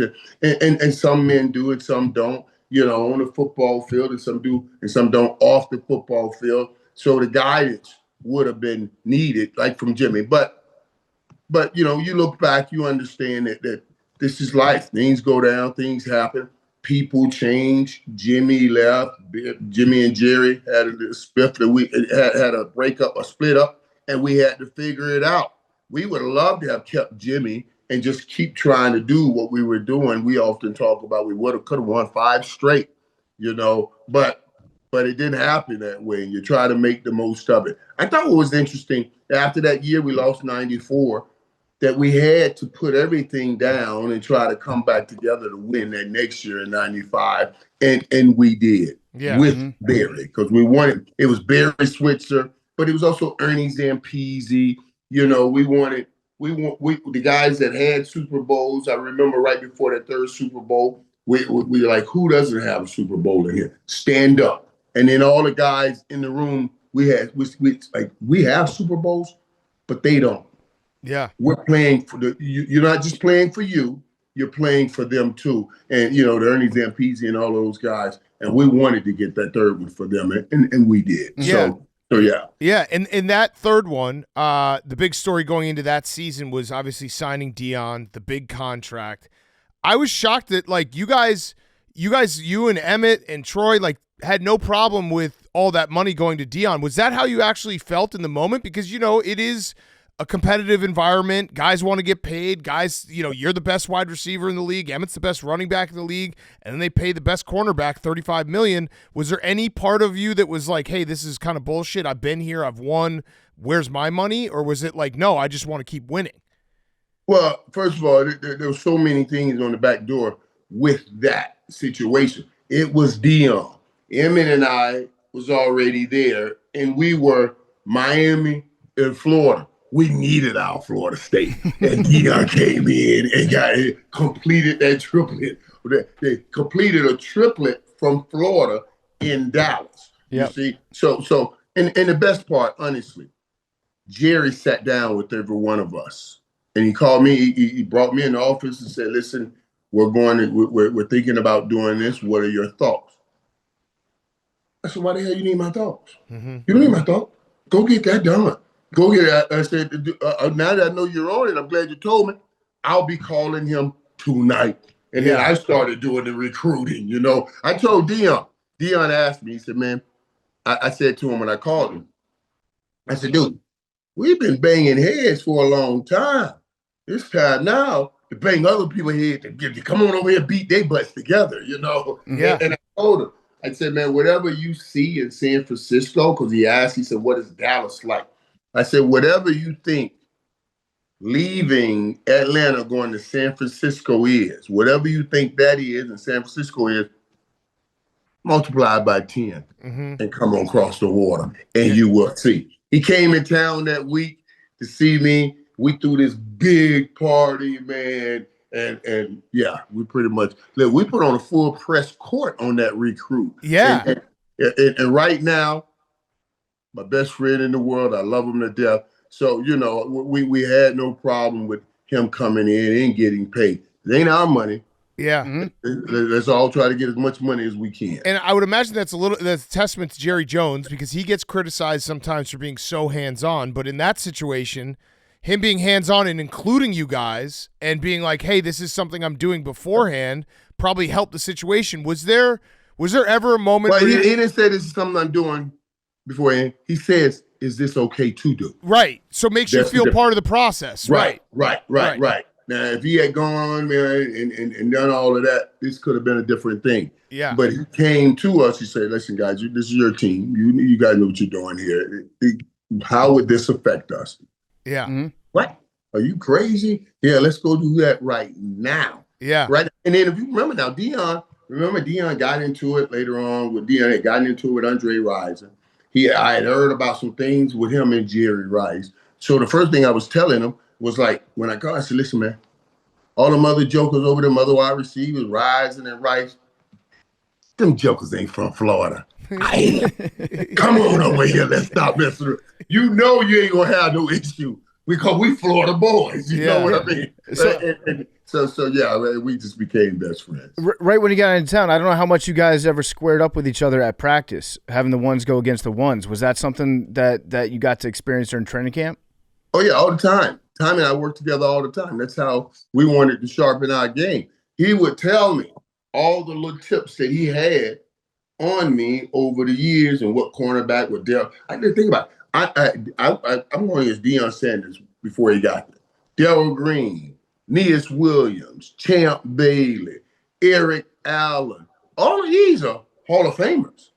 Everybody told me. So now I got Deion with me, giving me talks and helping me about great cornerback play, and I'm trying to help him with great wide receiver play. And yeah, we messed around in practice a lot. Like when Troy went block 62, Dion played me enough to know that's the slant route. And so now I got to say, Troy, Dion's over there. When you go block 62 and he's going to read that slant, I'm going to run a slant and go.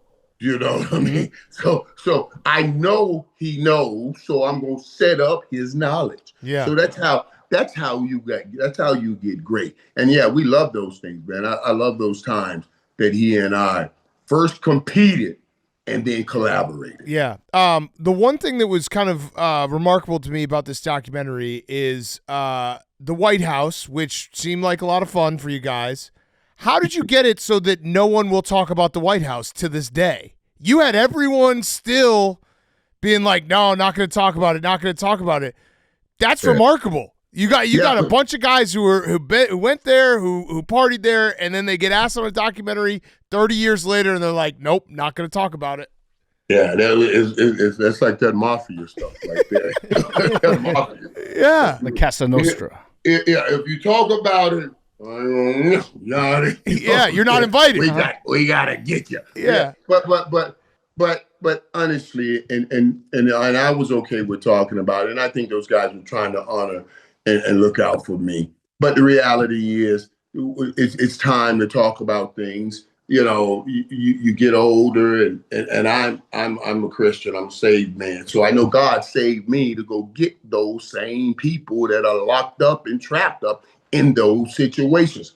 So that one thing that was a stain before, now that you come through it and moving on in life, it becomes the badge that gives you, it's a badge that you can use to go in dark corners to help people that are still in those dark corners. It's just the reality of life. Yeah. So how, like, on a given week when the White House was in its heyday, how many days a week were you there? Well, we during the season. During the season, we're working out. Now, after a game, we may go by because we're doing the celebration, a party, a celebration, have a good time. But the funny thing about me, and I talk about this in the documentary, like I'm playing a season. After we won the Super Bowl in February, Jimmy will say, get away for a minute. For about that month, I would have a blast, go wild out. But after that month, March 5th, my birthday, I start training. And I go, and I used to think that I was the strongest dude in the world because I was like, why are people having drug problems? Why can't they just stop? I can have fun and just stop. You know what I mean? But I learned that I was switching addictions. Like I have fun for a month, then I got football to switch that addiction back to football. Right. Then off season, I got that month away. I switched. Once I lost football, once I retired, and I was like, okay, this will be the last week hanging out. Then I'm gonna get back to working out. And then that week come by, I said, okay, this is the last week hanging out. I'm gonna get back to working out. Then that week go by, I said, this is the last damn week, I promise. You know what I mean? Yeah.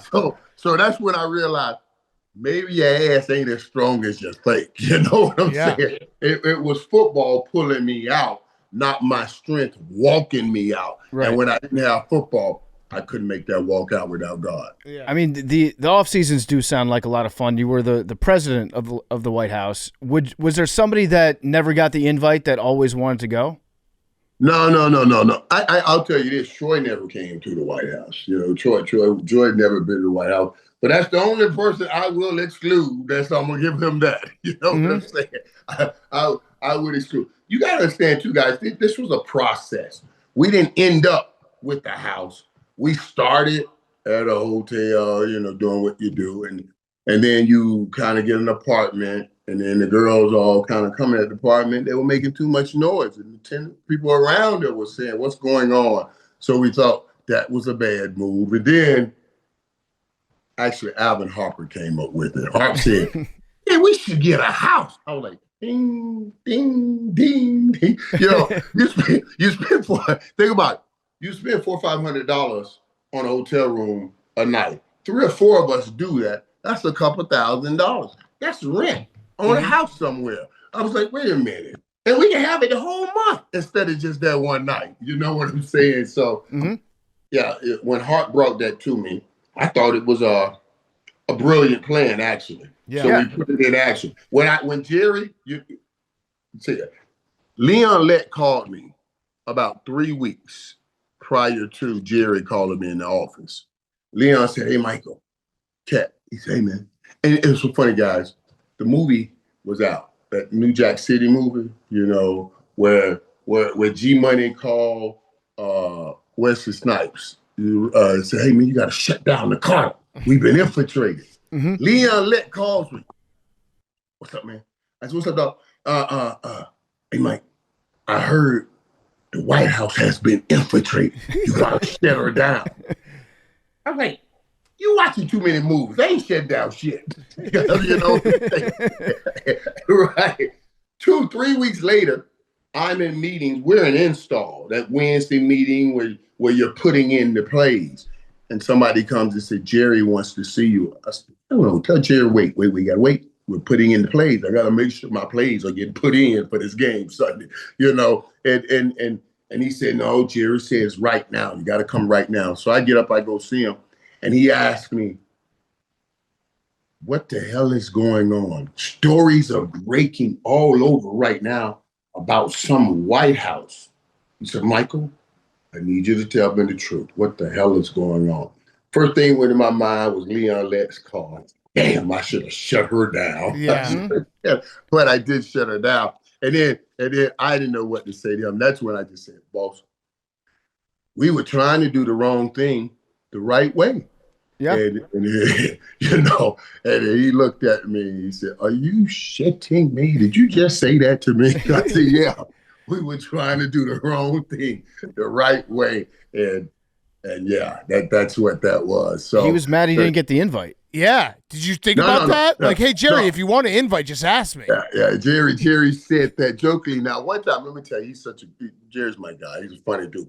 One time after all of that, I did get out, right? Because I had a 24-hour service, bodyguards, everything provided for me just to try to make sure nothing is tried and I'm always okay. Jerry made sure. And I remember meeting some people and saying, "Oh, man, we can't go to no hotel. I certainly can't go back to the White House. That's all gone." I told, "Let's go over to the complex." And when we went to the complex, right, I told my bodyguard, I said, "I want to go get something." I took the girls inside the complex. We got in the whirlpool and the security, because you had a security key. The security was like, "Michael, you can't. Let's get out of here. Shut up. You're not going to cut me." Don't worry. I told them to go. They called Jerry the next morning and said, "Michael was here last night with some people in the hot tub." And Jerry called me back up and said, he tells me about it. He said, "I told them, what the hell they calling me for this morning? You should have called me last night. I could have came and got that hot tub with him." But that's just how he jokes about some situations, man. But Jerry's been a great supporter and a great friend. Yeah.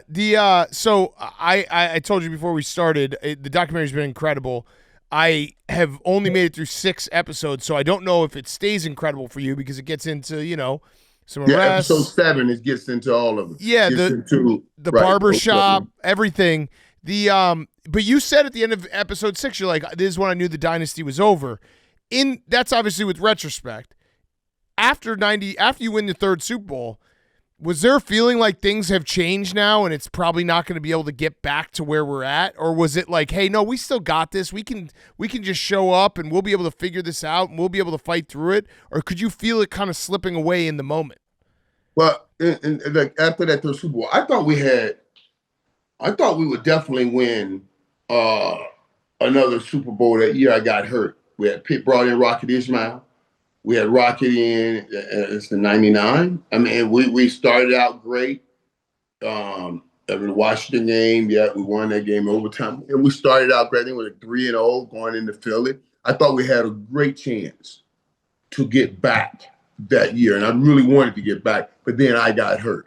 And that's when I hurt my neck and then things just changed. So yeah, and ever since that 96 Super Bowl and then the incident, my situation at the hotel right after that, my only drive was trying to get back a great glory to the city of Dallas because I had interrupted our celebration of that third Super Bowl with that hotel situation. So yeah. I thought we had a shot at doing it again in '99, and when I went down, it just didn't happen. So on a personal level, one of the scariest parts of the story is that you found out that someone paid a hitman to kill you. Like you had a bounty on your head, and I guess luckily enough they tried to solicit the murder from like an undercover FBI agent. So they were able to arrest the guy. But even knowing that the guy that wanted you dead is in jail, did that change the way that you had to operate, the way that you had to go about your day to day? No, you know what? I was on probation. I got 4 years probation from the situation at the hotel, right? When I was in court, Johnny Hernandez was, I guess, the husband of Rochelle Smith, one of the girls that were with me at the hotel. He said he did not want this thing to go to court. So the only way to stop it, since I wasn't going to plead, was to take me out. And yeah, he put a hit out on me. I was in court when they came in the courtroom they said, we stopped proceedings. Mr. Irvin, we need you in the back.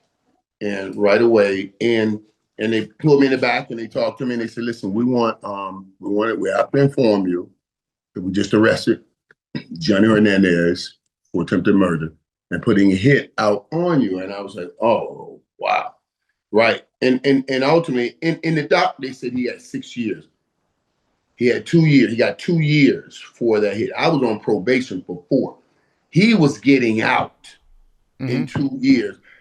I went to see him to visit with Johnny and to apologize for being with his girl, for taking his girl. And when I went, nobody knew I went. I had my people reach out to the jail and they set it up.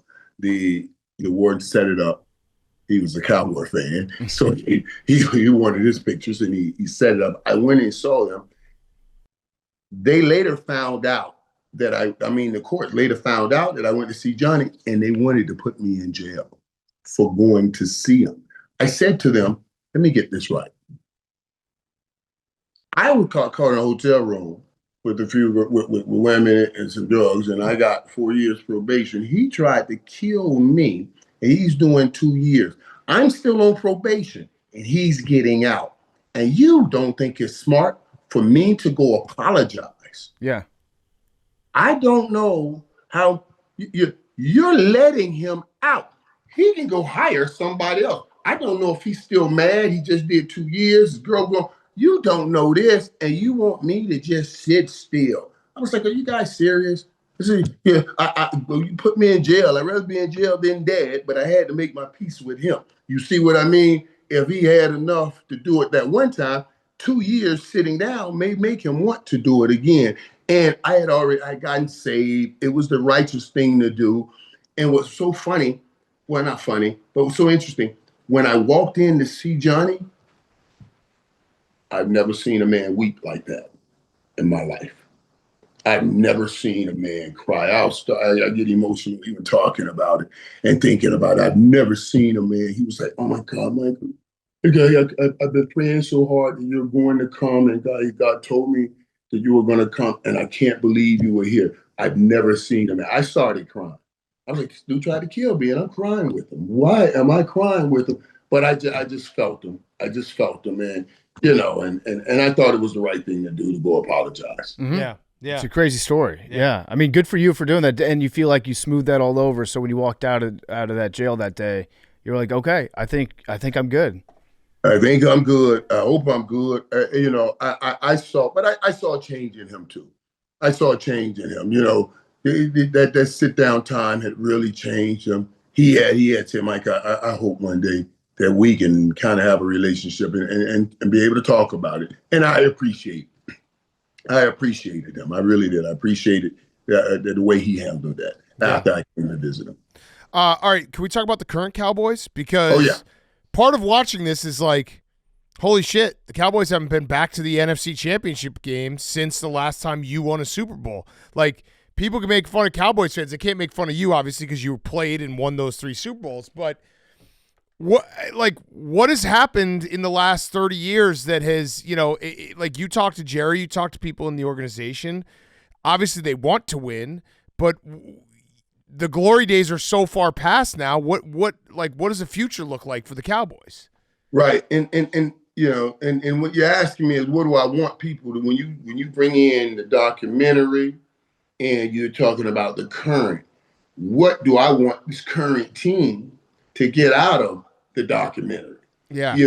And the truth of the matter is to understand, people talk about all the crazy things that went on, but I want them to get out of this, the closeness of the team, what it takes to win championships in this league. Because in the league, in football, you don't have any individual success. Like you can have in basketball. LeBron can get a rebound and go take it and dunk it on the other end, do that all by himself. That's individual success. Baseball, you can slap home runs all by yourself. It's individual success. Golf, drop a putt. It's all by yourself. Individual success. There's no such thing as individual success in football. What I need you to get out of it is only football families win Super Bowls. Not a football team, not a football organization. We were so close. Since you're so dependent and accountable to each other, only football families win Super Bowls. And I hope that's what the current team gets out of that documentary. I spoke to the University of Miami earlier this week, a couple of days ago. And everybody's always trying to do comparative analysis. It's the best team, that's the best team, this the best. You got to understand what I tell them, I say, it's not about who's best. It's about us stacking greatness on top of one another. I want these guys to know we played, we did. When I had it, I put my stack on top. Before they gave it to me, they had Super Bowls here.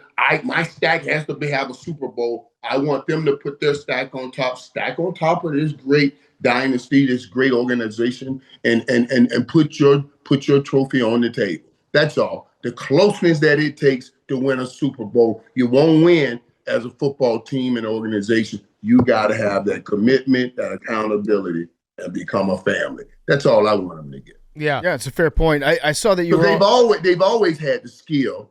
It's just I need the collective will. Those 3 years we went 12-5, we had a good enough team to get to a Super Bowl, good enough team to get to an NFC Championship game. They had the skill. It was just not the collective will when we got to the playoffs. Hopefully that comes together. Yeah, so this is actually something that I think you're probably uniquely positioned to speak about, the dynamic between Pickens and CeeDee Lamb. Especially with Pickens being it's his contract year right now, right? So he knows he has to play. How do you see that playing out for them? Like if CeeDee catches a couple touchdowns in the first week, puts up big yards at the start of the season, how do you feel like George Pickens is going to respond to that? When I was with CeeDee Lamb and I were at the game, the Knicks game together, sat together at the Knicks game. We had a good time. Had a chance to talk a lot. And I love the kid. I love him. He's a great, great competitor, great representation for the 88 and the 88 club. Mm-hmm. But what the conversation we had, guys, was so good because we talked about why this worked. And I said to him, I said, man, I love this combination. He said, yeah, man, I do too. I'm talking with George. And I said, you know why I love it? I said, it reminds me a lot of Harp and I. And he said, why do you say that?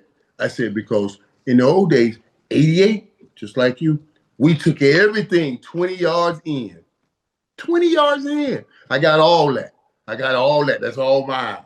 Anything over 20, that was Harp's. Mm-hmm. We can run that same road today. Yeah, CeeDee Lamb gonna take care of everything 20 yards in. Every now and then we'll give him a little deep ball. Every now and then they'll let me run deep just to back people up. But George Pickens gonna be taking it over the top. And guys, so CeeDee catches 7-8 passes, 20 and in. George gonna catch 2 or 3 over the top, and they'll have a lot of yards because he's going to be over the top. They don't commingle or they don't get in each other's way because what CeeDee is great at, 20 and in like me, George is good at.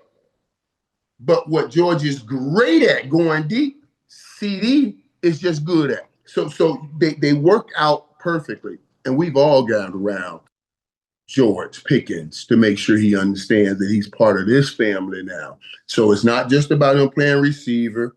Charles Haley went up to him and said, listen, I know they say you crazy. They said I was crazy.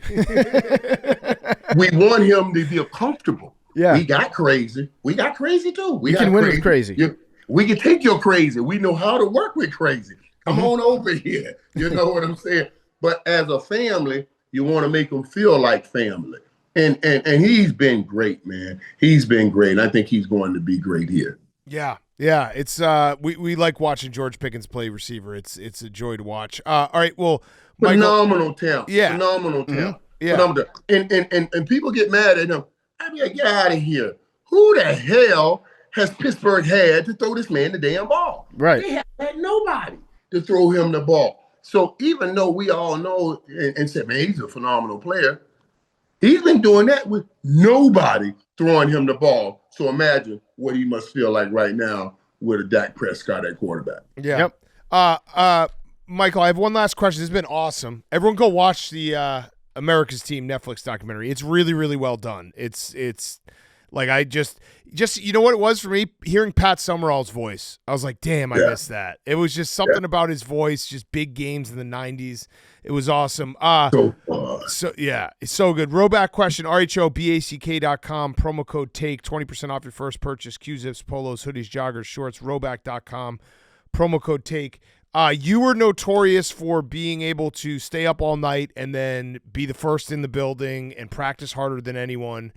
Do you remember a moment where it's like you didn't sleep before a game or you party before a game or a practice? You're like, oh, I don't know if I can do this, and you still were able to? Because it's insane to hear these stories and be like, man, he did that, and then he went on the field and did that.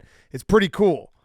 Yeah, stories always get greater later. Now, I was different during the season than I was in the off season. Those wild nights happened in February. Even that night in the hotel was March 5th, my birthday, because, you know, that's just what it I had a system that I thought were great for me. You know, during the season, I would just train and work out. And we went out after the games and had drinks, but I never did anything during the season. Right. Because, you know, you had the game.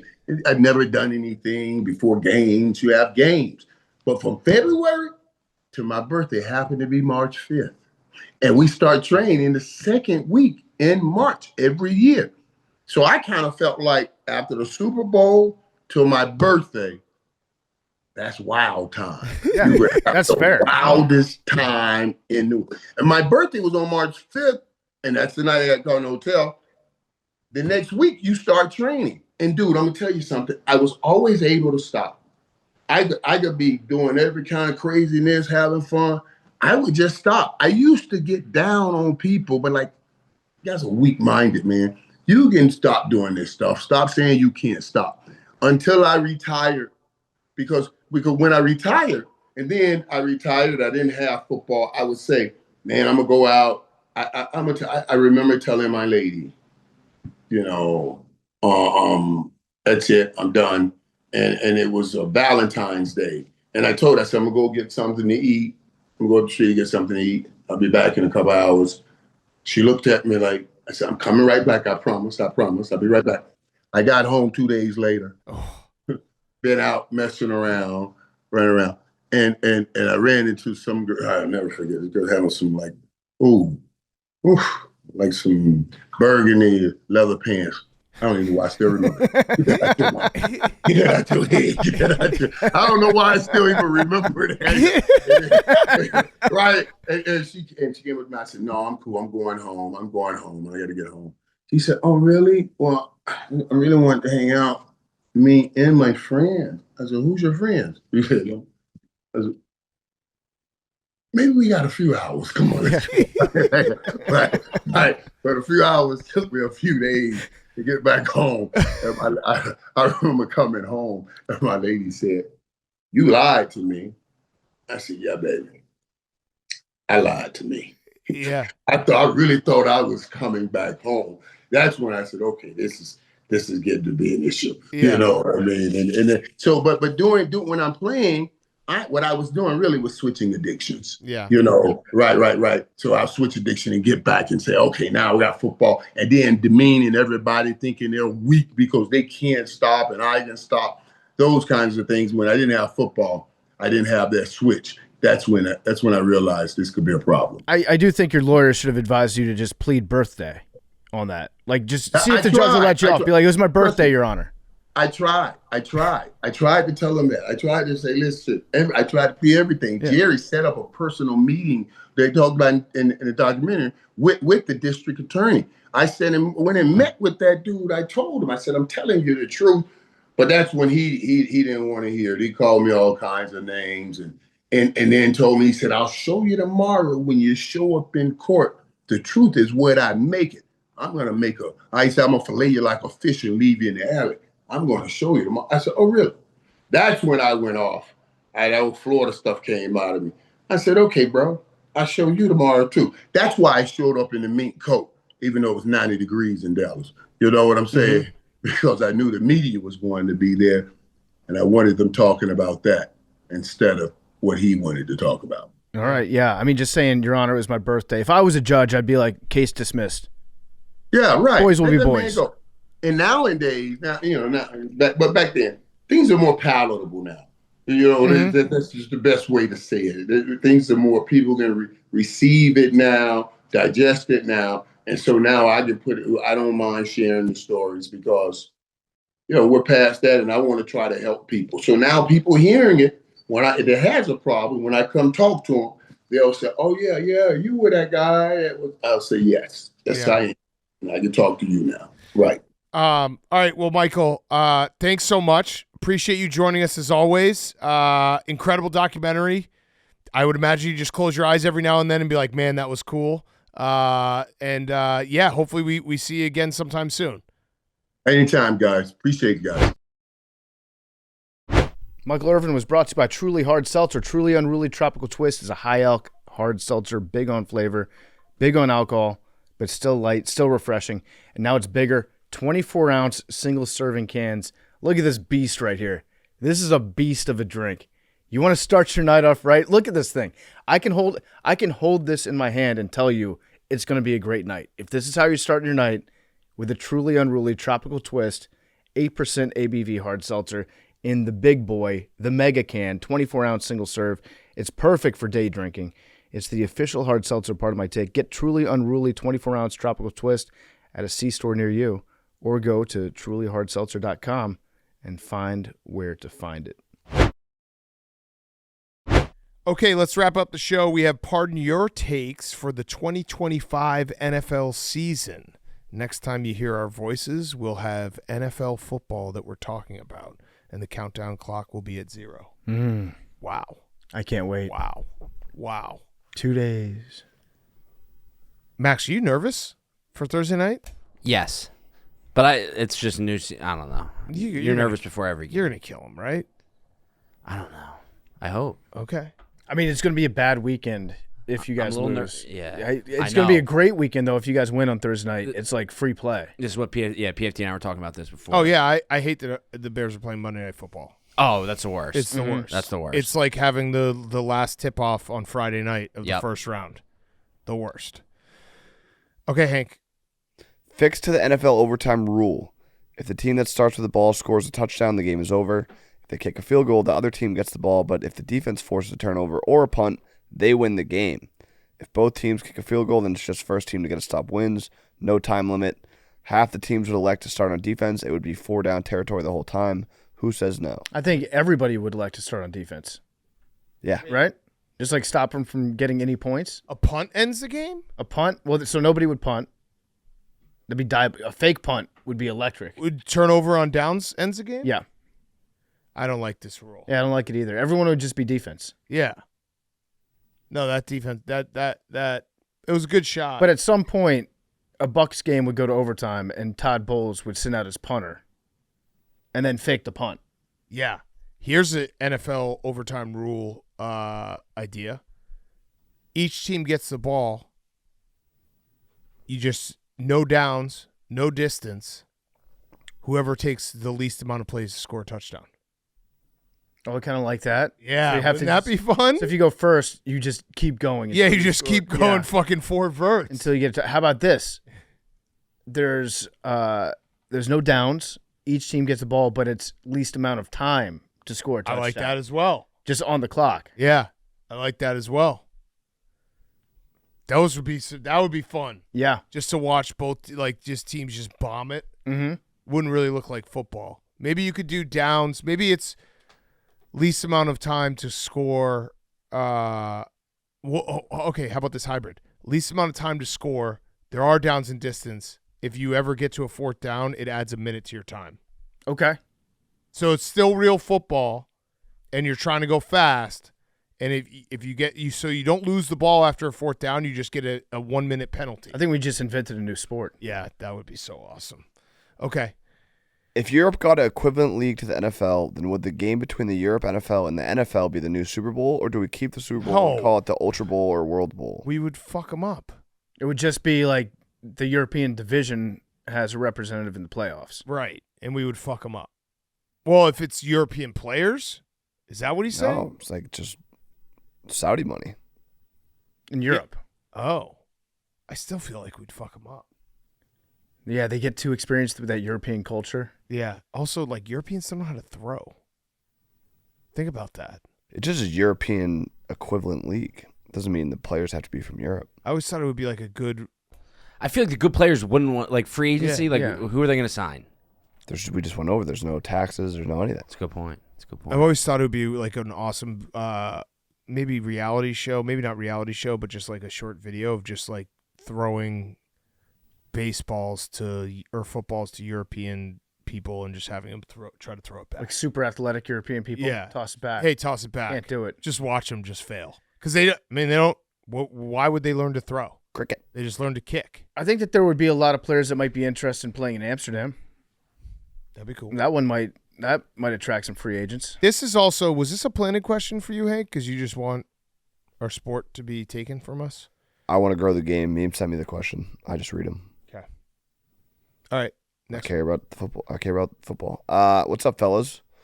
Just curious to know how much you would pay to see your team win a Super Bowl. My girlfriend said I'm crazy for paying up to $10,000 to see a championship. Thank you. Probably like $30. $30. Well, hey, that would be an investment for you. This is your bet. This is a real thing for college football because you can pay for a championship. In theory. Like if this is Super Bowl. I know, but I'm saying like I was thinking about the other day because Larry Ellison obviously paid for Bryce Underwood, right? Mm-hmm. If you had, what is Larry Ellison's? I'm gonna guess $40 billion. Okay. $280 billion. Oh, $270 billion. If I had $270 billion, I would every year the Wisconsin Badgers would have a $200 million roster. Mm-hmm. Like, would you not do that for JMU? You know what I would do is I would also just pay random schools to steal all the good players from my rivals. Yeah. So like at some point my roster is stacked. I don't have any chance to get anybody better. I just pay every other school in the country that's not in my conference to steal good players away from the teams that are. Yeah, I would do like 150 to the Badgers roster and 50 to the MAC schools to raid all the other Big Ten schools. Yeah, it'd be great. Yeah. Because this is a real thing for college football. Like, if you have endless money, and you have a team, you can say, I want to just pay for all of it. Mm-hmm. So $200 million. For a Super Bowl? For a Super Bowl? Yeah, if I had Larry Ellison's money, I guess that this doesn't work anymore. If I had Larry Ellison's money, fuck it. Let's say $5 billion. Yeah. Yeah, it's an easy question if you have Larry Ellison's money. Mm-hmm. I don't know. All right. With NFL Sundays coming up where you watch football for 10 hours straight, is there anything you boys have done differently throughout the years to get through the day and to also be able to record the pod at your best while on fumes? I've stopped going out on Saturday nights. Yep. Most for the most part. I never go out on Saturday nights. I would say for the podcast in general, we have done a good job of starting recording around halftime of the Sunday Night Football game, which I know it kind of sucks because we don't talk about the Sunday Night Football game as much, but I don't have it in me to start. Like, we used to start Eastern time at midnight, and we were already kind of loopy. Mm-hmm. So that one's, I think, a change for the better for the show. If the problem is all the games happen at the same time. And so you have to sit down after the afternoon games are over and really like look through and remind yourself of everything that happened. Right. Because you forget with all the football that's going on. You forget all the details about every game. In an ideal world, it'd be great to do the show after Sunday Night Football, but given what the guys behind the glass have to do, it's really not real. And also our own brains. Right. It's not realistic to do that. Like, if there was a time zone we could live in. What if we were just in a plane that had like 9 TV screens and we were just flying west for the entire game? What? Like all day on Sunday, going slow across the country. What time does football start in Hawaii? I want to say like we're 5 hours. I behind. can't do this again. Yeah. I can't do this again. 7 a.m. Yeah. That's too early. Yeah. Like, that would be way too early. But that would also mean that we would be done with the podcast so early. Max? I think. No, Max, we would. We would be the games would kick off at 7. The second slate would kick off at 10:15, right? Yeah. But you know what we would run into? And the night game would kick off at 3 p.m. We would get so lazy, and then we would be like, oh, we got so much time to record the podcast, and then we would still record the podcast at like 10 p.m. our probably. time. We'd be like, you want to get some dinner first? And then it wouldn't get out until like noon Eastern time. Mm-hmm. No, 2 p.m. 2 p.m. is Sunday Night Football in Hawaii. That's crazy. That's crazy. That's crazy. That's too much, Hank. But there is something I went to Hawaii, and it was during college basketball season, and it was very fun to put in bets before you went to sleep and then wake up, and it was like halftime. You're like, oh, this is going well. Oh, this is not. Like, you already have like a result. Mm-hmm. I went to like a sports bar in Hawaii during like dinner time, and they were playing roof ball. What? Like the TVs were playing. Like the TVs were playing roof ball. I thought you were playing roof ball. That would have been sick. It's a dangerous game, Sorry. though, if you already wake up and you've got like a bad start to your day. Oh, Like, yeah, it happens all the time. You check your phone and immediately you're like, well, this is going to be a tough one to get through. Also, that happens every Sunday morning in the real world, because I'll bet all of the late night college football games and wake up and be like, shit, Mm-hmm. that didn't go well. Hank, last one? That was it. That was it. Wiper, what's going on with the mustache? What's going on with your mustache? The new look. I don't know, just trying something. Okay, just trying something. All right. Oh, someone's ready. What did you pick on Tuesday's show? I got it. Okay. Numbers 3. That might have been Your PFT. I think mic was off. How was your I think mic? it's Big Cat. 22. 28.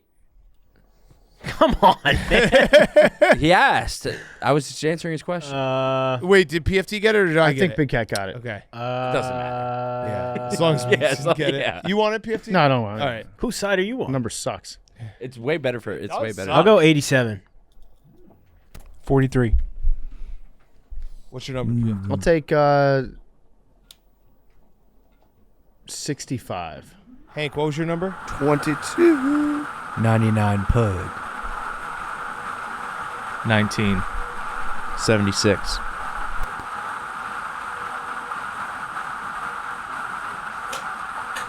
$43. Did you get that? Zach, you got it? No, Zach. Yeah. It hit 40. Did it hit? It's 43? Oh, Zach.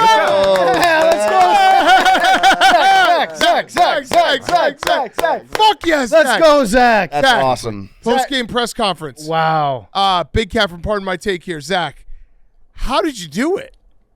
I guess it was always 43. Okay.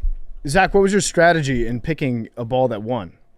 I was thinking in the 40s, and I was thinking low 40s. We went 43. How long have you been picking balls, Zach?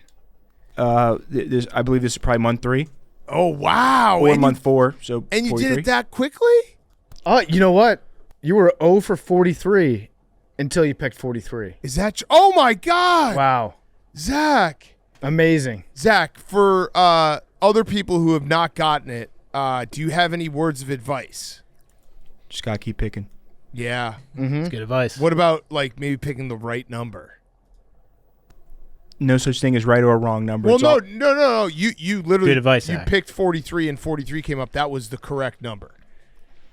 every ball has their day. Yeah. Well, except for memes. Memes, what do you think about Zach? Because that was in your mind. Like, hey, Zach's going to maybe get it, and I still haven't gotten it. No, I said from the beginning, I hope Zach gets it. Oh, really? Yeah. Okay. That's pretty incredible. So can you, like, what can you glean from what Zach just did in front of us? This is historic. Guy knows balls. Zach, I'm very proud of you. You know what's crazy is that Zach was 0 for 43. Memes is now the only person that hasn't got it. He's 0 for 294. Whoa! Oh, Jack also hasn't gotten it, but Memes has picked 190 more times? Yeah, a lot more. Damn.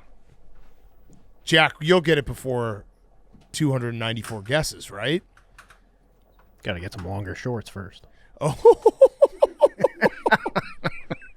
What's up? you're going to get it before 294 guesses, right? I hope so. Yeah.